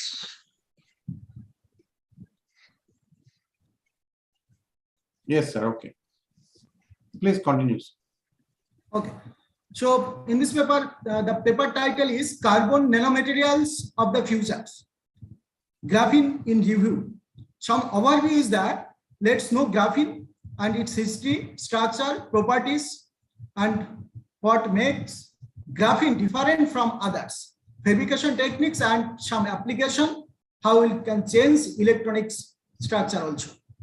Graphene is a two-dimensional carbon allotrope with the carbon atoms arranged in two-dimensional honeycomb lattice. And graphene is the two-dimensional carbon allotropes with the carbon atoms, which latest invented allotrope of the carbon, and got Nobel Prize for the physics in 2010. Single layer hexagonal structure obtained from simple and abundant form of carbon, that is graphite, thinnest ever material in the world. So what is the graphene? Graphene is the single layer of the graphite. And these two scientists who got the Nobel Prize, and the theory behind the substance graphene was first explored by the theoretical physicist Philippine Pollens in 1947. In 1916, it was the belief that physically graphene can't exist because thermodynamically it is unstable. Graphene in itself, however, was not discovered until 2004 in its full observable and testable form. Since then, in the past 6 years, scientists was discovered this graphene and what is the structure, and this is the model, two-dimensional hexagonal structure. Van der Waals force of attraction is there between these two layer by layer. There are mobile bonds. So if we separate this single layer, then it is known as graphene, and which have the extraordinary property and long chain of interlinking property, and it forms a hexagonal honeycomb structure. So sheets of graphene are bonded by loosely bonded in graphite. These bonds are broken and sheets are isolated from the graphene. These isolated hexagonal sheets are actually graphene, that means single layer. And properties of graphene, some physical properties, electrical properties, electronic property, optical property, thermal property, mechanical property, and there are so many properties is there. Its density also high, about 0.77 milligram parts meter square. Strength with its breaking strength, that's been 40 Newton per meter. It is 1,000 times stronger than steel. And its optical transparency, graphene is almost transparent with its ability to absorb just 2.3% of light falling on it. And it is thinnest possible materials in the world. And electrical properties, there are so many electrical properties. signal transferring. It can form, by this we can form signal transferring circuit, and it can extremely conductor. So electronic properties of graphene that differs from the most conventional three-dimensional materials. Intrinsic graphene in a semi-metal or zero band gap semiconductor. Graphene has a remarkably high electronic mobility of room temperature. The mobility is nearly independent of temperature between 10,000 to 100,000 Kelvin. And resistivity of the graphene sheets, and there is almost no resistance. So thermal property, there is an elephant like this. That's mean if one elephant stand on the graphene, it does not break. So it is so strong, and the bulk strength is 130 gigapascal. So graphene sheet is extremely hard. And what makes graphene different from the others? It is unique structure and all in one properties: low cost, abundant element, simple fabrication techniques, chemically inert, and thermal it is stable. But thermodynamically it is less stable. And mechanical cleavage is peeling off layer of graphite with sticky tape, and optical microscope image of the reflecting flakes is there. And what is the future application? Graphene make experiments possible that give new twist to the phenomenon in quantum physics, application in the electrical engineering, mechanical engineering, most important electronic engineering, and component of the materials as a superconducting materials, microelectronics, transparent conducting electrode, solar cells, graphene, biodevices, etc. And electronic engineering, there are so many applications there. But what is the problem? Problem is that it is practically transparent and good conductor, but thermodynamically it is unstable, and up to this time greater than 100 micron size of graphene was not possible to make by any scientist. So how we can think that so many applications? So it is the thinkable. So we need this type of material, but we should need the stability of this type of material. But it is not thermodynamically stable, and we are unable to make 100 micron, greater than 100 micron size. So what is the next? Next is that if we make graphene oxide, it can be easily conclude within time. Please conclude within time. Okay. This is the conclusion. We can make graphene oxide, and from the graphene oxide, if we try to make graphene, then it will be better. So in this way, that's mean there is a tune synthesis and design characterization of graphene oxide film. We have published this paper in this year, and from this graphene oxide, we are trying to make graphene, and which will be better application in our future. Thank you. This is the acknowledgement for this work. Thank you. Have you any questions? So for my end, it is okay. My end, your work is very good, and I appreciate your work. Over to Madam, Chair Madam. Unmute, Madam. Unmute. Yes, I unmute, but the thing is still on. All right. Okay. Thank you for the presentation. Very good presentation. It's a very good contributions to the environment as well. So it's a very good presentation. Good. Can we move to the next one? Yeah.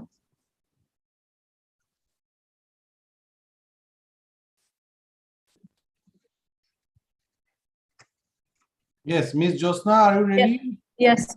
Please present.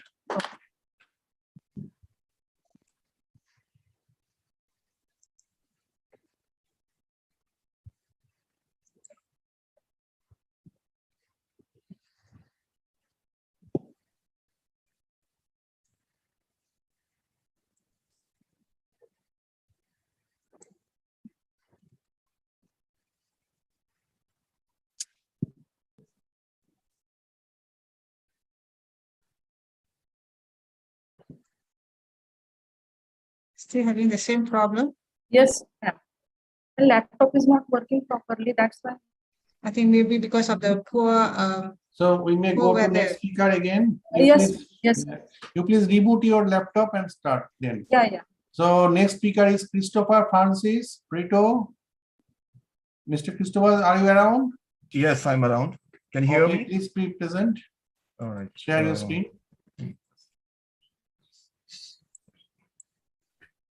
Good afternoon, everybody.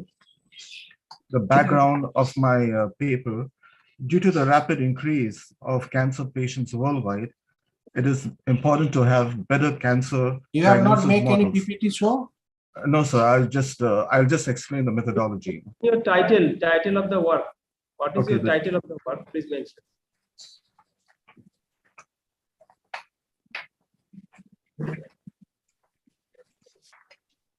It is a detection of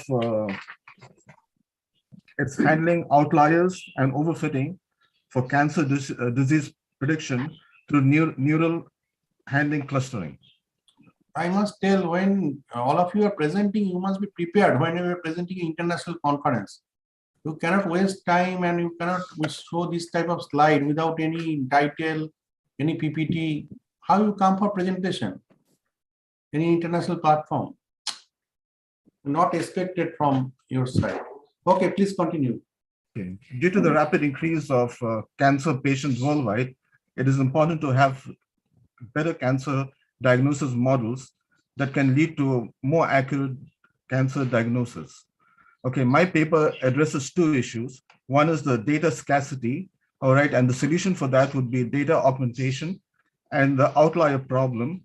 And there is a methodology that would handle that. That's called the neural network clustering based outlier handling methodology. Okay. Now I would like to explain the model that will solve this problem. The first one is the optimal data augmentation. Okay, this one employs the synthetic minority oversampling technique to enrich small cancer samples.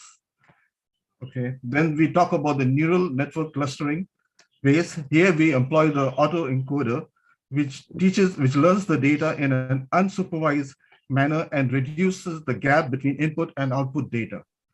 Okay, it also relies on two statistical methods, which is the interquartile range and the z-scan method, to assist to precisely detect the uncertainty values of outliers.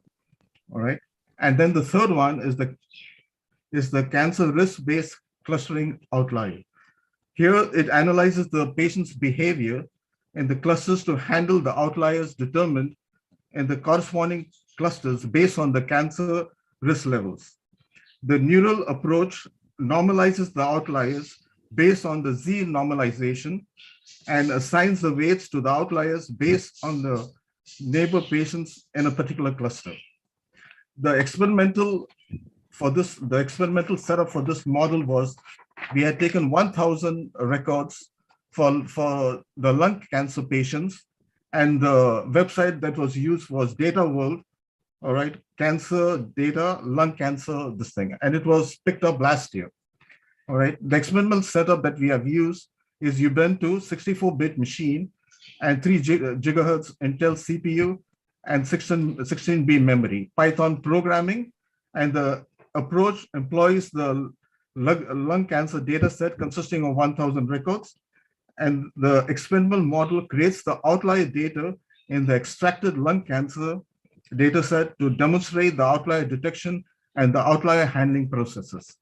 The conclusion of it is the work presented presents the neural network clustering based cancer disease outlier detection methodology with statistical methods such as IQR and Z-score normalization. It also has resolved the overfitting constraint and the data scarcity and the multi-class classified to the optimal augmentation of the patient samples using the SMART model. The NCO approach employs the cancer disease classification and by 12.28% higher than the G means, than the baseline model, then outliers in large number of input samples. That's it. So Christopher, yes, sir. First of all, the work is no doubt is good one, but the way Yes. you are presenting is not should be in an international conference. So the thing is, I have got the full presentation because of technology issues. I have got the presentation prepared. If you, I can share it with you right now. Would you like me to do that? I could do that. I have the presentation prepared. You have Yes, the please. whole thing. Yeah, I prepared it. Yeah, just hold on. You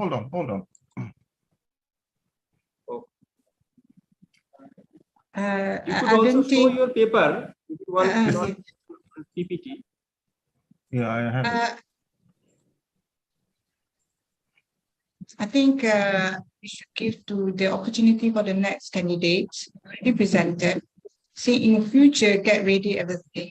It's a very good presentation. It's a very good study. We have a very large sample size. That is very, contributing to the research. Unfortunately, because of the way It's you only are 5 present- minutes, madam. So I was not, that's the reason I didn't want to run through the presentation. I wanted to get my Okay, points no across. issue. We can go to next paper presenter. No issue. Can I wait? Permission, Chair, one question was there in YouTube. Yes. Mr. Christopher. Yes, sir. Which sample means which cancer patient you have studied? It's it's between 18 to 60. No, which cancer patient you have Lung studied? cancer. I Lung said cancer. it. Lung cancer. Yes. And where you get the data? From the website. I gave the link. Can you give the link here? Yes, I've got the Please link do. here. It's Data World, backstroke, cancer. Okay, you share. Can you Database. share the link in chat box so that people Yeah, I can share it. Yeah, I Okay, can share it. Thank you. I have the full presentation. If you want, I can go through it. It's No, just that that it's is okay. You just share that screen. just give me 5 minutes so I can present the whole thing, I want to go to the You methodology. should do that before. Now, Yeah. the question was there. Yeah, So yeah. you share the link in the chat box. We are Yeah, sure. moving to the next speaker. Okay. Okay, thank you. Thank you. Next time you present the PPT only. Yeah. Okay. Okay. Thank you. Yeah. A Thank nice you. presentation. Yeah. Thank you.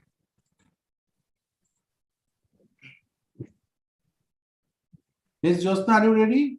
Or Yes, Mr. sir. Prashant? Yes, Okay. I'm ready. Please. I try.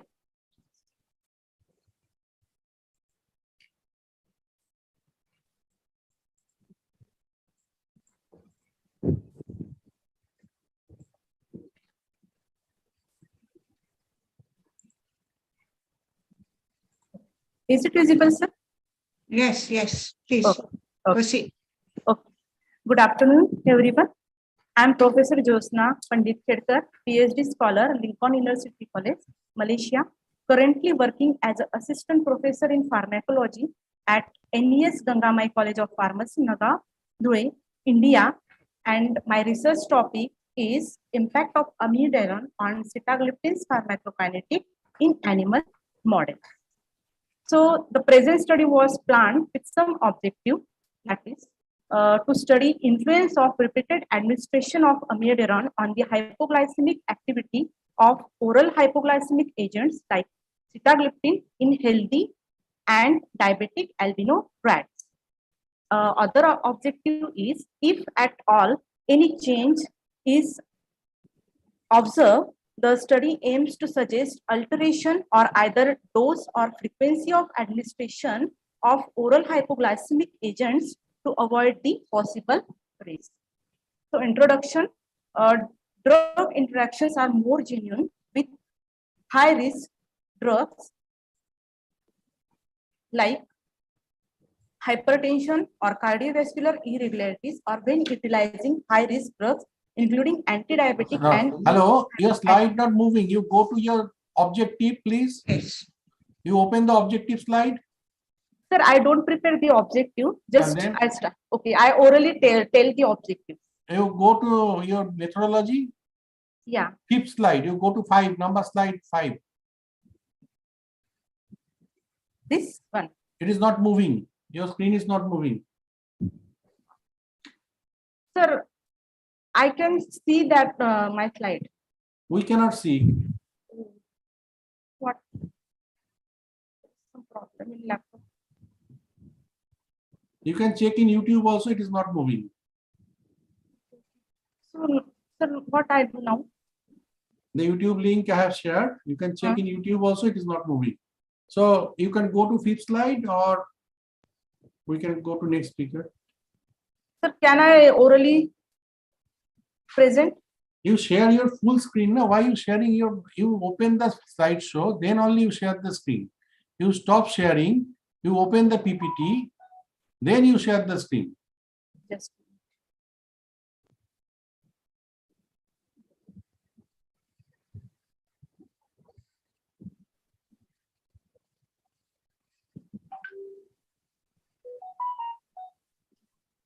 So all the presenters, please note the flight will not wait for anybody. Flight have a limited time, and if we delay, the flight reputation will go down. And no flight will do like that. Yes or not, Mr. Christopher? Yes.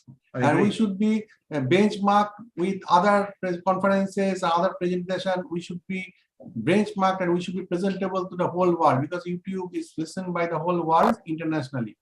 So it is recorded and your presentation is recorded as well. So if you are presenting your work, you should be more prepared. You should give a trial at home, then come for international platform. So many problems may arise, but we have to cope also. So now you stop sharing fast. Yes, sir. Sir, is it visible? No, not Because I'm visible. sharing. You stop sharing fast.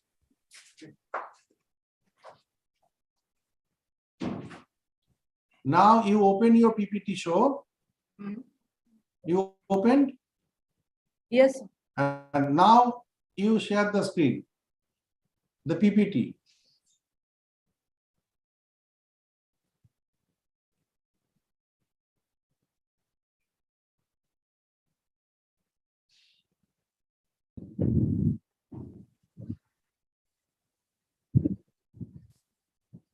Is it visible, sir? You go to next slide. Click on the next slide. Yeah. Go to next slide. Yes. Is it? No, it is moving. You click on the left panel to the next slide, not PPT show. Okay. In the left panel, there is yes. Yes, go to next slide. Yes. Okay. Next slide. Introduction Is it done. okay, sir? Yes. Okay, yes. all right. Okay. You go to next Yeah. slide, please. Next. Okay. Can you Yes. go? Can you go Yeah. to the objective, please? Next Do it one, just- fifth slide. Go to Yes, fifth. sir. You click on 5. Ma'am, I tell this objective orally, not presented on slide. Okay, you I go just- to 5, number slide 5. Yeah. Experimental procedure. Yes, please start. This is the methodology of this experiment, and this experimental procedure is carried out in 2 phases. That is first phase, phase 1, which is carried out in healthy albino rats, and this study included 12 albino rats of both sexes for phase 1 and phase 2 and marked properly for easy identification. The food was removed 18 hours prior to the experiment, and the fast continued until the study was completed. In order to ensure basal glucose level, the blood were removed from the tail vein for analysis, and then in first part of the study, animals were given suspension of sitagliptin 10.28 mg per kg by oral route, and blood is removed and tested blood glucose level by glucose oxidase peroxidase technique with time interval at 30 minutes, 1, 2, 4, 6, 8, 12, 18, and 24 hours. In second part of the study, same animals are used and have been administered with oral suspension of amiodarone 50 mg per kg for 7 consecutive days. On 7th day, after giving amiodarone, the rats have fasted for 18 hours. This fasting was continued until the study was completed. On the 8th day, 1 hour after the amiodarone, 50 mg per kg administration, sitagliptin 10.28 mg per kg was given to the same animals. Subsequently, blood samples at different time intervals were collected and analyzed using the same method, that is glucose oxidase peroxidase method. And this is the phase 2 study that which is carried out in diabetic albino rats.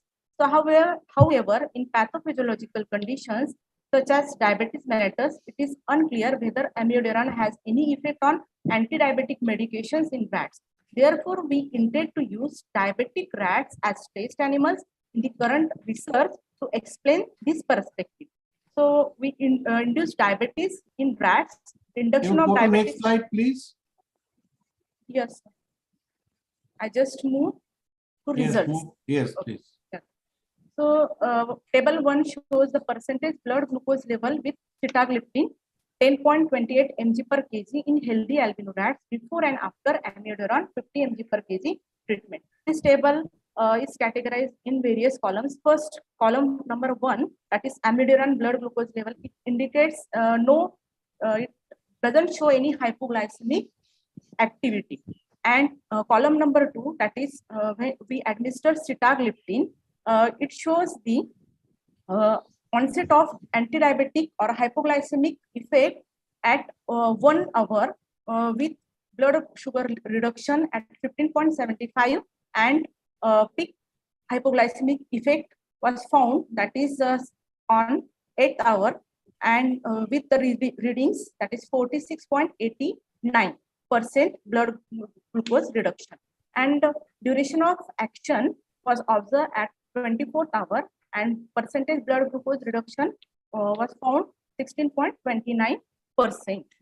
And column number 3 indicates when we view the combination of amiodarone and sitagliptin, then onset of action, hypoglycemic action was observed at 30 minutes, that is with percentage blood glucose reduction 22.40%.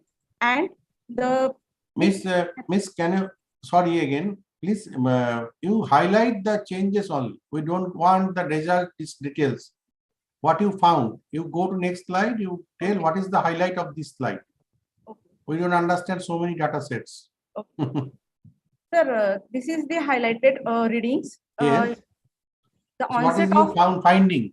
When we administer plain sitagliptin, then onset of action was observed at 1st hour. And when we give the combination of amiodarone and sitagliptin, then it is observed at 30 minutes. Okay. The onset is fast when we give combination, that is amiodarone plus sitagliptin. Okay. Because my topic is drug, I have to check the drug interaction between amiodarone and sitagliptin. So we observe that. Move to next slide, please. Yeah. Okay. And this is also this table. Okay, or you this go to reading discussion now. Yeah, this is in healthy albino rats, and Okay, this okay. is You please move to discussion. diabetic albino rats. Okay. Next slide. I move to Yes. So in our Highlight, investigation, yes, please. yeah, in our investigation in rats, it was found that drug-drug interaction happens among amiodarone and oral anti-diabetic agents when they are utilized correspondingly in healthy conditions. However, the connection in the pathophysiological conditions like in diabetes was not clear. Hence, in the second phase of our study, the alloxan-induced diabetic rat were used. Sitagliptin were given to diabetic animals, and the onset of hypoglycemia, duration of hypoglycemia, and peak anti-diabetic effect was determined. To the same animals, amiodarone 50 mg per kg was given as a pre-treatment for 1 week, and again oral anti-diabetic agents, sitagliptin 10.28 mg per kg were given again. With amiodarone 50 mg per kg has significantly increased the onset of hypoglycemia, that is from. Madam, please conclude, madam. Okay. So the present study indicates that the concomitant administration of sitagliptin as an anti-diabetic agent and amiodarone as an anti-arrhythmic agent shows that amiodarone potentiates the hypoglycemic action of sitagliptin in both healthy and diabetic rats. This data suggests that when sitagliptin and amiodarone are taken simultaneously, blood sugar monitoring is necessary when amiodarone is used with oral anti-diabetic medicine, and the dosage and frequency of these medications should be changed as well. So thank you. Thank you. It's nice. It's a nice presentation. Every data you have shown in a good format also. So what to Madam? Yeah. All right. Okay. It's a very good study and a very good contribution. But in future, if you are presenting in any international conferences or in your any presentation, please try to not to use all. I mean, all the site is very wordy. Yes, ma'am. Yes, Sorry, ma'am. yes, because and another thing when you are presenting your result, just highlight what is the significance of that result. Okay. Right? Because if you are describing all those things, because at the end you're going to have in your conclusion.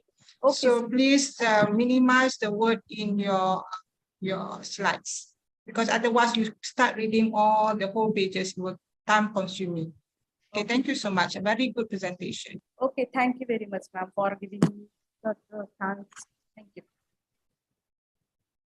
Next speaker, Mr. Prashant, are you ready? Yes, sir. Okay, please start. Please be focused on objective and discussion mainly. No need to show the result table so vividly. Sir, there is a message you cannot start screen share while the other because the Ms. Josna now off. Yes, stop Okay. sharing.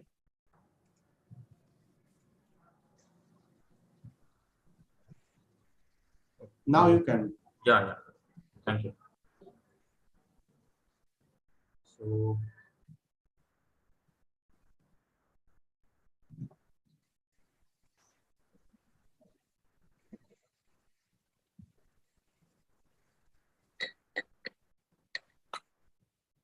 is it visible, sir? Yes. Okay. Proceed, please. So very good afternoon, all of you. I am Mr. Prashant Suresh Sonke, a PhD scholar from Lincoln University College, Malaysia. Currently, I am associate at the DCS ARA College of Pharmacy, Maharashtra, India. And my study title is In an Experimental Animals, the Effect of Bosentan on the Antidiabetic Effect of Sitagliptin. So the introduction, drug interactions can happen when a drug alters actions of other drugs, causing the effects to be increased or decreased, or developing a new effect that none of the medications could induce on its own. Drug interactions can be either useful or harmful to human bodies. There is a category of drugs that interacts and interferes with the actions of antidiabetic drugs. Hence, it is important to monitor patients' blood glucose levels carefully. Diabetes complications are the major cause of morbidities and mortality among the diabetic patients. Patients have diabetes may also have hypertension, and the bosentan is an endothelin 1 receptor antagonist and an important drug for the therapy of pulmonary arterial hypertension. Bosentan is a primarily metabolized by the cytochrome P450 family, that is 3A4 and 2C9 enzymes. Oral hypoglycemic drugs are used to treat type 2 diabetes, and sitagliptin is one of them. It's a dipeptide peptidase 4 inhibitor that's a potent, selective, and long-acting, and it's metabolized by the cytochrome P3A4 isoenzymes. Hence, the goal of this study is to learn more about the potential drug-drug interactions among the hypoglycemic medications like sitagliptin and pulmonary antihypertensive drugs like bosentan in both healthy and diabetic rats. Explanatory procedure: the oral route was selected for the administration of the drug, since the drug under the study is given generally by oral routes in clinical practice. The drugs were administered orally with the help of 1 ml glass syringe as well as an oral feeding needle. The therapeutic dose of drugs administered to animals was calculated from the human dose. Sitagliptin was given orally to a group of 6 rats at a dose of 10 to 10.28 mg per kg body weight, and blood glucose levels was estimated. After a 1 week washout period, the same group of animals was given bosentan 10 mg per kg body weight orally, and blood glucose levels was estimated. Following another 1 week washout, the same group was given bosentan 10 mg per kg body weight daily for the next 7 days with regular feeding. They were dosed orally with the combination of 10 mg per kg body weight bosentan and 10.28 mg per kg body weight of sitagliptin on the 8th day. after an 18 hours fast and then estimated the blood glucose levels. We propose to employ diabetic rats also in experimental animals in the current study to see if bosentan has any influence on sitagliptin under the pathophysiological situations such as diabetes mellitus in rat. In a group of 6 allergen-induced diabetic rats, the entire procedure was repeated. So the results, the parameters considered for the evaluation of the influence of bosentan on sitagliptin-induced hypoglycemia, where the onset of hypoglycemia, that is time taken by a drug to reduce the blood glucose levels to the 15 to 20%, and duration of hypoglycemia, that is time duration in which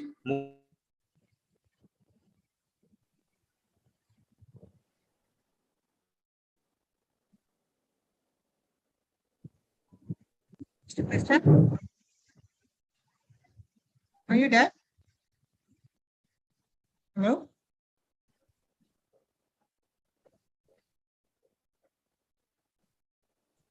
So we can't hang Okay.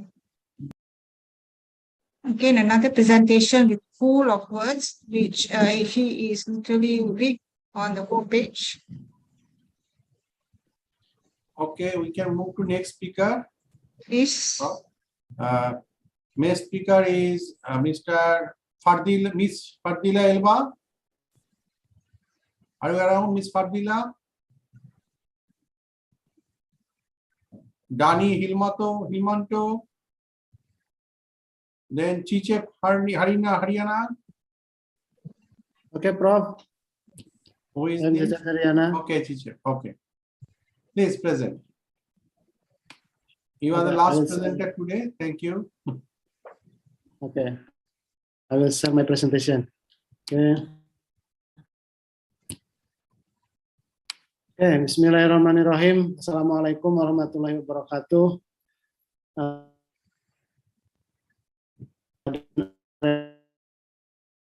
Can you put on slideshow? From the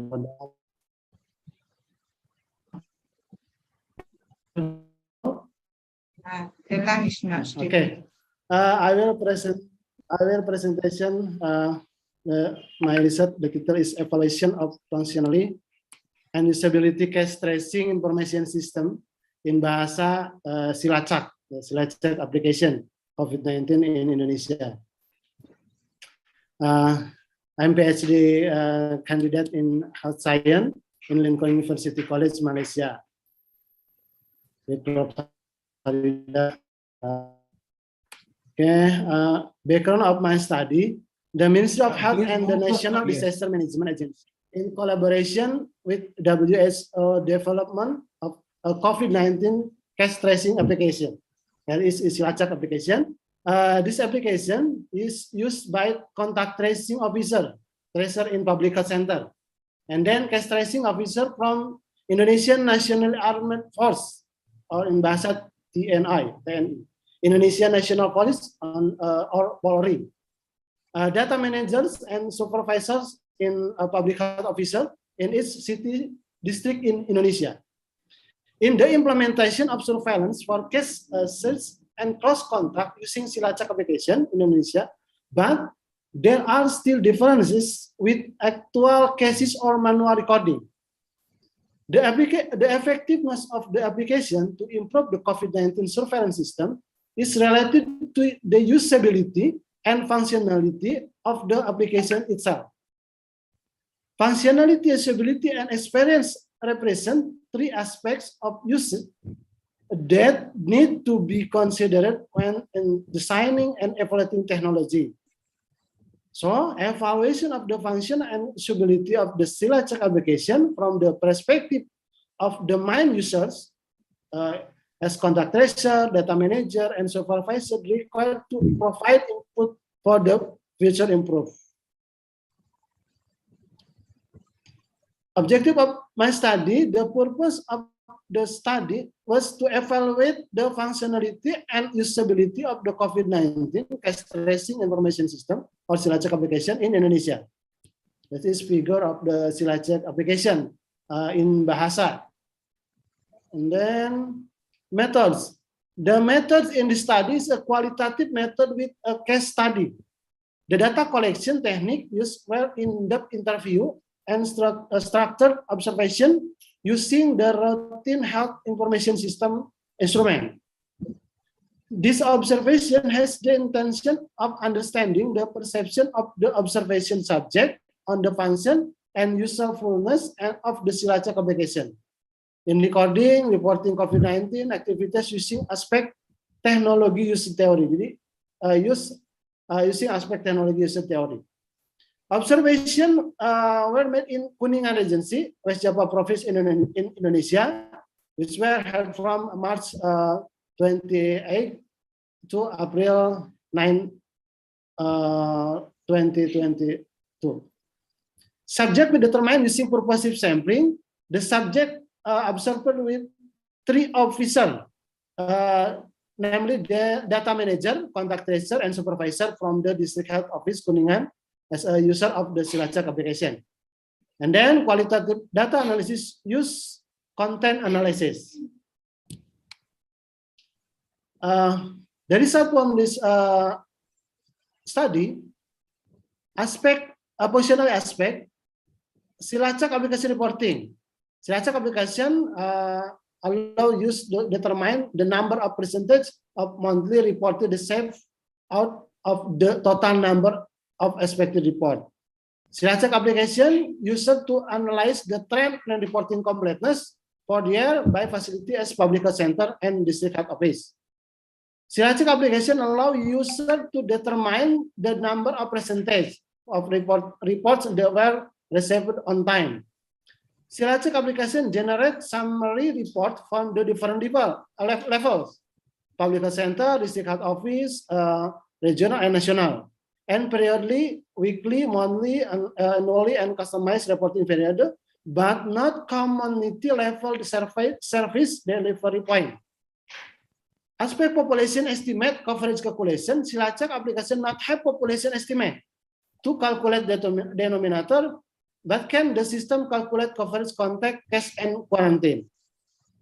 Aspect data integration, Silacak application was integrated with parallel applications such as New Record and Peduli Lindungi application in Indonesia and Bahasa Peduli Lindungi application with interoperates with all parallel system listed. Silacak application don't have human resource information or integrated with human resource information system, logistic and finance information system, but was with integrated disease surveillance response or notifiable disease. Aspect age and sex disaggregated data, Silacak application was captured that disaggregated by age and by sex. Unique identifier for health facility and health administrative unit. Silacak application use an existing master facility list. Percentage of the health facility have geography, health coordinate attached of them. And Silacak application not use unique identifier for district and region. And then, aspect usability. A summary report, Silacak have produced a report on the number and percentage report received out of the total number of expected reports. Silacak have generates summary report for the following aggregate level: national summary, district summary, and health facility summary, but not have community level SDP summary. Usability aspect, user can calculate coverage of indicator such as contact, cases, and quarantine at national, district, health facility level, but does not have community level. Silacak application can show age and sex disaggregation for the selected one indicator, contact, case, and quarantine. Silacak application can use generate the time trend graph graph for compare facilities district and region, but thematic map by region, district, or health facility for 2 indicators. The user taking application cannot generate the main causes of death based on institution, hospitalization, emergency, and mortality. User not generate major morbidity genetics for inpatient and outpatient service. User perspective of Silacak application aspect. Classify or rate the Silacak application based on user experience is moderate. Need improvement Silacak application to optimize program. Discussion. Surveillance information system must be provide estimate of the magnitude or morbidity and mortality relative to the health problem under surveillance. Visualizing disease, case, or surveillance relative event on a map can help identify case cluster, typically indicative of outbreaks, such as COVID-19. Investigate possible cause of disease on outbreak and study outbreaks dissemination and evolutionary patterns. One major objective of visualization is to identify geographical area with unusually high number of cases or even to serve surveillance purpose and inform outbreak response decision. Silacak application is useful media for COVID-19 recording and reporting. This application is easy to learn, but it still needs improvement and development on several sides. Conclusion and recommendation. The Silacak application show completeness for the main function with moderate use perspective. And then recommendation for the Ministry of Health to add case estimation features, mapping contact, and COVID-19 case with thematic map for its health facility. And then thank you for your listening. Assalamualaikum warahmatullahi wabarakatuh. Thank you, teacher. Congratulations, you have made track, so you collect all the data. Very good. Okay, next time make it more minimized, not so wordy in your slide. Yes, that's my side. Any comments? Any question?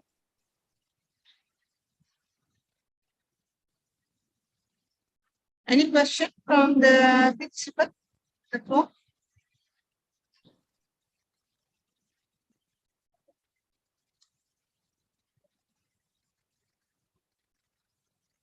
No question? Dr. Sunday?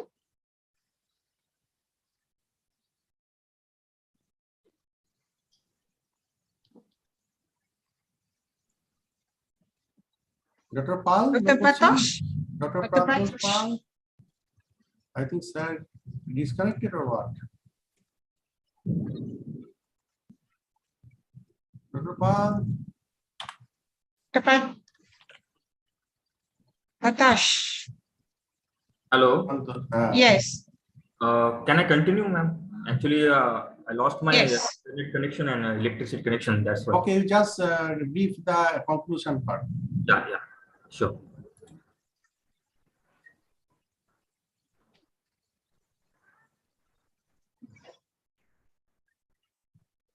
Okay, so these are the results and the conclusion discussion. When given alone, sitagliptin cause hypoglycemic. When given alone, sitagliptin cause hypoglycemia in both normal and diabetic rats, with onset of action at 1 hour, peak activity at 8 hours, and duration of action up to 24 hours. Bosentan does not show any type of hypoglycemic activity, and bosentan itself showing it does not having any type of blood glucose lowering ability. In contrast, when bosentan was combined with sitagliptin, the blood glucose lowering impact has dramatically reduced in both normal and diabetic rats. That is, onset of hypoglycemia was lowered from 1 hour to 2 hours. Percentage peak hypoglycemia was reduced at 8 hours, and the hypoglycemic duration was reduced from 24 hours to 18 hours. This suggests that when these two medications are used together, there is an interaction, although it appears to be a pharmacokinetic rather than pharmacodynamic. When both drugs were given together, bosentan, including metabolism of inducing the metabolism of sitagliptin, resulting in lowering the sitagliptin levels in systemic circulation. So conclusion is Sitagliptin and bosentan interacts in both healthy and diabetic rats, and it's more likely to happen in humans as well. When these medications are taken together, blood glucose levels must be closely monitored. And the recommendations are, as this interaction can occur in humans also, so the clinical trials has to be conducted on this combination. Thank you.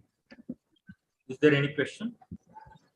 Thank you. Very good presentation, a very good contribution. So we hope that there is some new model of treatment for diabetic patients. Okay. Thank you. Dr. Pal, anything? Sir, can you repeat again? Actually, there is internet problem here. No, it is over now. He presented, completed.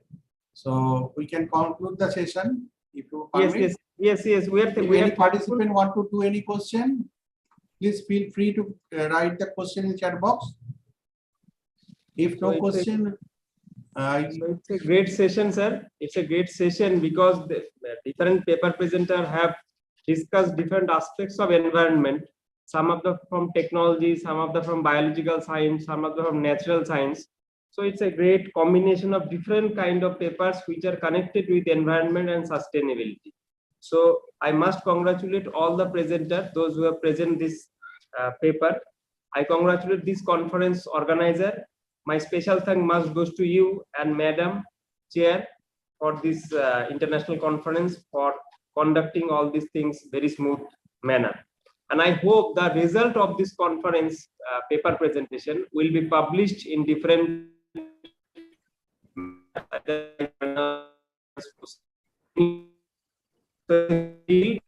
is very fruitful.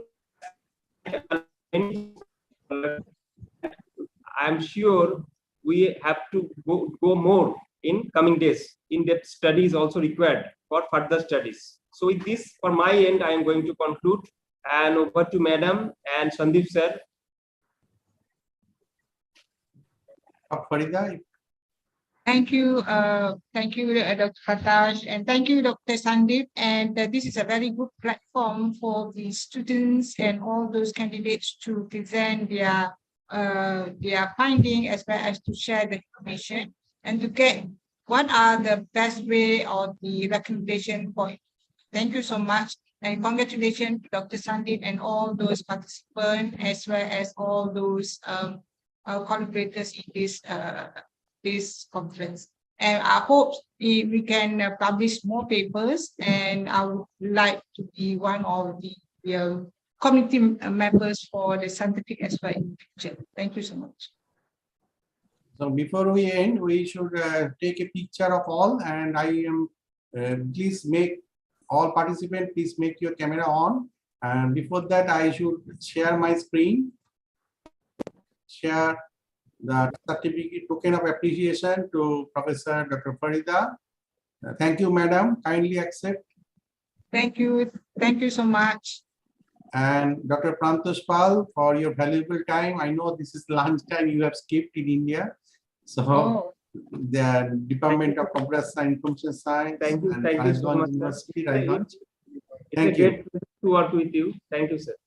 And we will meet physically, very sure, in the next coming years and months. So you can come visit to Malaysia, and we can plan to visit Raiganj. Sure, sir. You come Raiganj also, sir. You are most welcome because students are from diverse areas. So definitely from Malaysia, if you come, definitely it will be a great pleasure for us.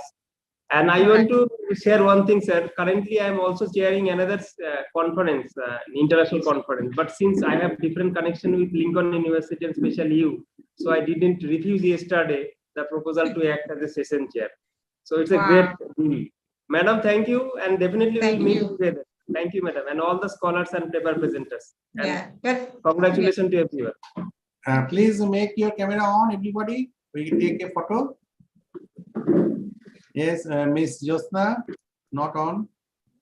Mr. Kokolat, Ms. Sangeeta, Dr. Joy. Yes, Mr. Mayo on. Dr. Tahira from Pakistan. Thank you, madam, for joining. And tomorrow you have you are sharing one session also. Dr. Hari, please. And okay. Thank you. I'm taking the clip. Thank you. Thank you so much. Thank you, sir. Thank you. Thank you, madam. And everyone. And tomorrow we will join again as Yes. all of you listen to our president and in the inaugural session that we are working towards the sustainable development goal of United Nations, and we'll move forward.